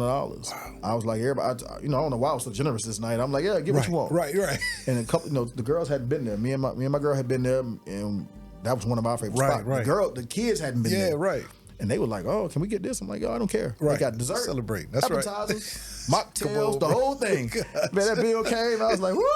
Like that. And then we went out again the next night. It was crazy, bro. It was wild. It was wild. That's what you work hard for, though. Those love type it. of, you know what I mean? Like, I love the fact that I'm able. Come on, bro. That's you know what I'm saying? More than anything, the ability to do it. That's real. It's a blessing. That's right, bro. That's real. For sure. We almost out here. Yeah, man. I'm like, woo. Let me ask you this. Yeah, my head. Yeah, right. No, that's all good though. I got you, man. Bro. First of all, let me say this though. I'm enjoying this conversation. I appreciate you for making me not only feel comfortable, but also, just like I said, just being willing to have the conversations like this. Because like sometimes when I get down this road, somebody be like, yeah, so tell me about Jeezy again. And I'm like, come on, bro. Like, okay. but I felt like we was going somewhere that could have been really dope. You know what I'm saying? Bro, that's a fact. That's real, bro. Respect, bro. Your story is far from, and I definitely want to do a part 2 too. We can definitely do that. Bro, you know, whenever you're ready. For sure, that's good. Matter of fact, I want to do a part 2. So man, you just say when. Respect, sure will, bro, for sure. Let me ask you this, man. What's next for you, man? What's next? So right now, I'm looking into doing a lot more stuff in the digital space. Okay. I've been reading up on a lot of these like theme Instagram pages that I think are really cool. There's something that I want to tap into in a couple of different spaces. Gotcha. That I don't want to necessarily be the face of. Gotcha. I don't want it to all hinge on me. Right. I want to just put out dope content and kind of walk away. And whether we sell the page later on or we just monetize kind of how we're moving, I want to do that. Getting my kids ready for college and all of that. One of my daughters is a senior in high school, so that's like my next thing. But also, I'm also in this phase right now where I want to be a supporter of my woman. Come on, bro. Come on. She has some things that she wants to work on, and I want to kind of stand behind her and like help her with those things. That's right, for sure. You know, I've been blessed that even my ex-wife and my woman now, like they have supported me when because I'll switch lanes in a heartbeat. Gotcha. I don't care nothing about it because I feel like I can do everything. That's right, bro. That's real. So I'll do music and be like, man, you know what? I really want to do this other thing. Gotcha. And then they'll be like, okay. Supported. Which has been the number one blessing in my life from birth. Right. My parents and the women that I've chosen to be in my life, but my parents in particular because they were first. Right. Whenever I wanted to do something, my parents never stood in my way. Gotcha. They didn't necessarily, even if they didn't necessarily support it, they were like, we've raised you well. We trust you to make the right decisions. That's right, bro. That's right. Go do you. Respect. When I've always heard the stories, and I've talked to my friends when they told their parents they wanted to be rappers or producers. Their parents were like, "What? Go to school, get a degree. You're not in my house. That's right. You can't live in my house if you." My parents was never like that. They were, "Hey man, like respect. We trust you to do what you want to do. That's right. And if it's not working, we trust you to pivot. Come on. If it's working, we trust you to lean into it. Come on, that's right. And do what you want to do, and you'll figure it out. That's right. So shouts out to them for allowing me that grace. That's right. But the women I've chosen have been very similar in spirit. You know, that's where they've good, been like, yo, that's very good. If Nick want to do food all of a sudden, when he been doing music for all this time, and all of a sudden he want to be a food blogger. Everything you do translates. All right, cool. That's real. You know, and then if Nick decide tomorrow he want to tap into being an influencer, right. Okay, you know what I'm saying? Nick wanted to sell. I went through a phase. I was selling sneakers for 2-3 years. Gotcha. They was like, okay, gotcha. That's real. You know what I'm saying? They That's like, right. I guess. That's right. So right now she's working on a children's book that she came up. She has actually a story that she made up. Gotcha. To allow my youngest daughter to get her hair combed because she's always complaining about her hair being curly. That's dope. Yeah, man. So I'm super excited about that. For sure. She took this bullshit story she made up to make my daughter stop crying. Right. Turned it into a book. Wow. And so now we're in the process of like getting the book done. And I'm like, yeah, let's get behind that. Wow. I love that. Like, wow, that's dope. And I want her to have that. I want everybody around me to have some level of entrepreneurial spirit. That's dope, bro. Yeah. And so I want to support it as much as I can. You know what I'm saying? Like, not even necessarily financially, just more so like, go do that. Cheerleader, right behind you. That's real. So the next phase of my life, honestly, truthfully, is me doing what I do, but I want to be a cheerleader for my woman and my kids. I want my kids. My oldest daughter, she wants to have her own candle shop. I'm like, yeah, let's go. What we got to do?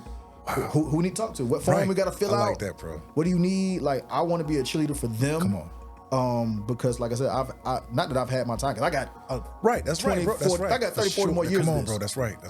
That is the one thing that I've learned from Gary V. Is like, Gary is like, yo, man, with the way, technology and the way that we move now to the modern medicine, you're not gonna die at 50. Bro, come There's on, a chance bro. You'll live to 80. Come on, bro. That's a fact. 90 years old. You got time to continue to get your shit off. You know what I'm saying? That's a fact. So you don't have to worry like, at 40 life is over. Right. It's like, no, you got time. Come on. So for me, I'm like, yo, I've had a great run, and I've still got more years to go. But I want you guys to start y'all's run, bro. Like, you know what I'm saying? Like, in a sense of, Kobe, rest in peace, Kobe. Yes. Like I've done my time. I'm transitioning. I'm watching my babies. You know what I'm saying? I'm investing. I love that in my babies. To me, that was the illest thing he did. Come on, bro. Like Kobe, we all know what he was as a ball player. Bro, that's a fact. Watching Kobe be dad. Girl dad, which was funny because I'm like, I was girl dad way before Kobe made it cool. That's real. But watching Kobe be dad, to me, was the most endearing portion of him because you got to see him fully supportive of his child. Absolutely. when he was Kobe Bryant. You Kobe Bryant. You don't gotta respect nothing because people allow you, when you're successful, people allow you to be an asshole. Bro, that's a fact. Michael Jordan's one of the biggest assholes we ever seen. And we all are okay with it because he's Michael Jordan. It's great. I push back on that because I'm like, man, like, asshole is asshole. I don't care who you are. Bro, that's true. So, but when you're Kobe, you do have the opportunity to be Michael Jordan. That's right. You have the opportunity to be like, oh, I'm Kobe. Y'all figure it out. I'm Kobe. So watching Kobe be like, I'm coming to these games. I'm showing up. I'm teaching. I'm coaching. I'm gonna put you on the front lane with me. I'm gonna put you guys in front of me. Wow.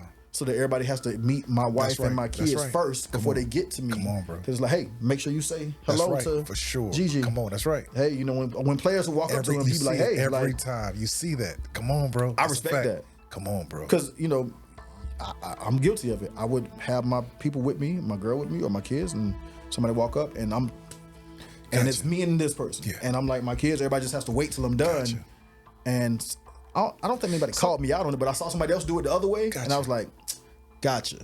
Yeah. Learning. Yeah, that's right. That's right, for sure. Make sure you acknowledge.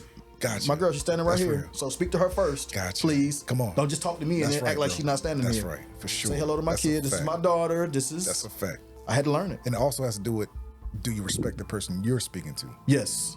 To even bring them, you know what I'm saying? Like even that part plays into it too. Yes. You know, that's for real. Sure. 1000%. Everybody can't meet Nick Love's fam. No. Everybody can't come to the house. Everybody can't meet the family. That's a fact. But no, I respect that. Bro. But it also makes me respect them more. It's just like, you know, I have a really good friend who's very, very like conscious of like when he sees my girl, he say, hey, what's going on? Yes. And he'll make sure he speaks to her first. So she always feels comfortable when he comes around. You have to. Yeah, when he comes around, she's like, I like him. Right. Because he doesn't make me feel like I'm just invisible. A fact, bro. Or I'm just this thing standing next to Nick Love. A fact. You know what I'm saying? That's a fact, bro. I appreciate that. Respect, bro. Before we get up out of here, man, one last question. Okay. With $50 million in your bank account tomorrow morning, what changes about you? What changes about me? Not the number of addresses. It's always good. It's not. I'll never leave Atlanta. Gotcha. But yeah, you know, I'll be one of those people like, oh yeah, my summer home, my winter home, and we go here for this. You know what I'm saying? Like, for sure. My girl is the traveler. She's the one who loves to travel, and she's given me that bug to a certain degree. Respect. I'm not all the way there. Gotcha. But I'm definitely the person that's like, all right, if we gonna do it, we gonna.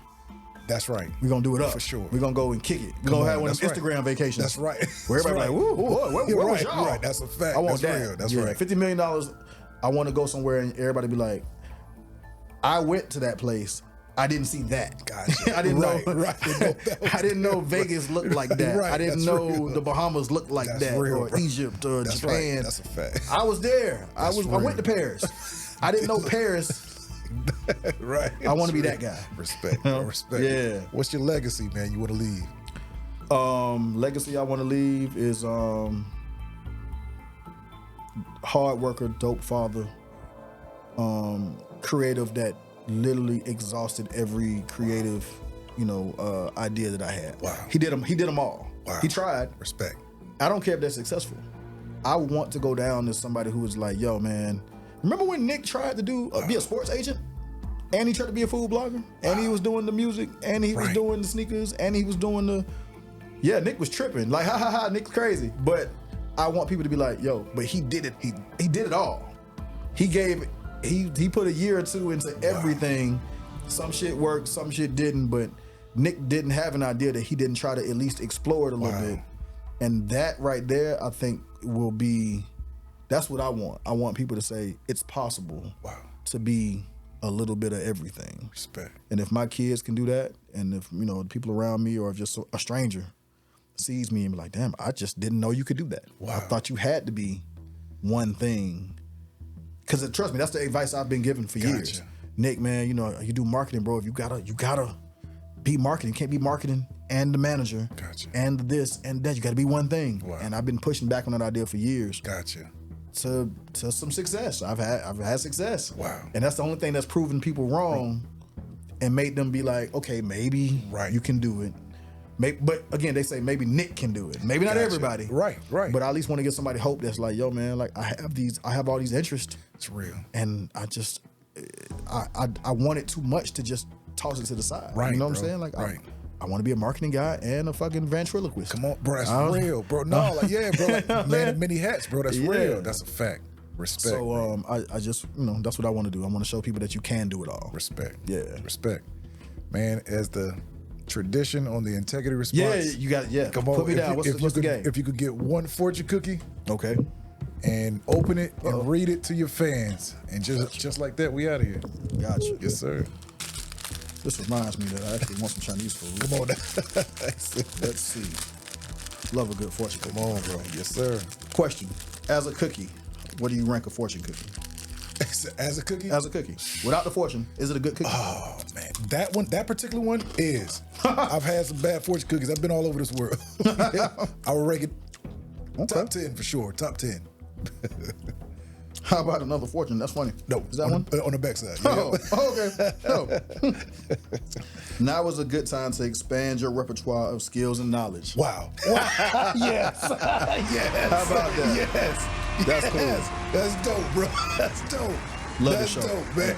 Come man. on, bro. Thank you. Respect. Love this show. Respect, Nick. Appreciate Respect. you for having me, man. And I will come back anytime you want Please me to do, come, man. Humbled to be in your presence, bro. I appreciate you for joining you, the man. show for sure, man. Nick Love, the Integrity Response.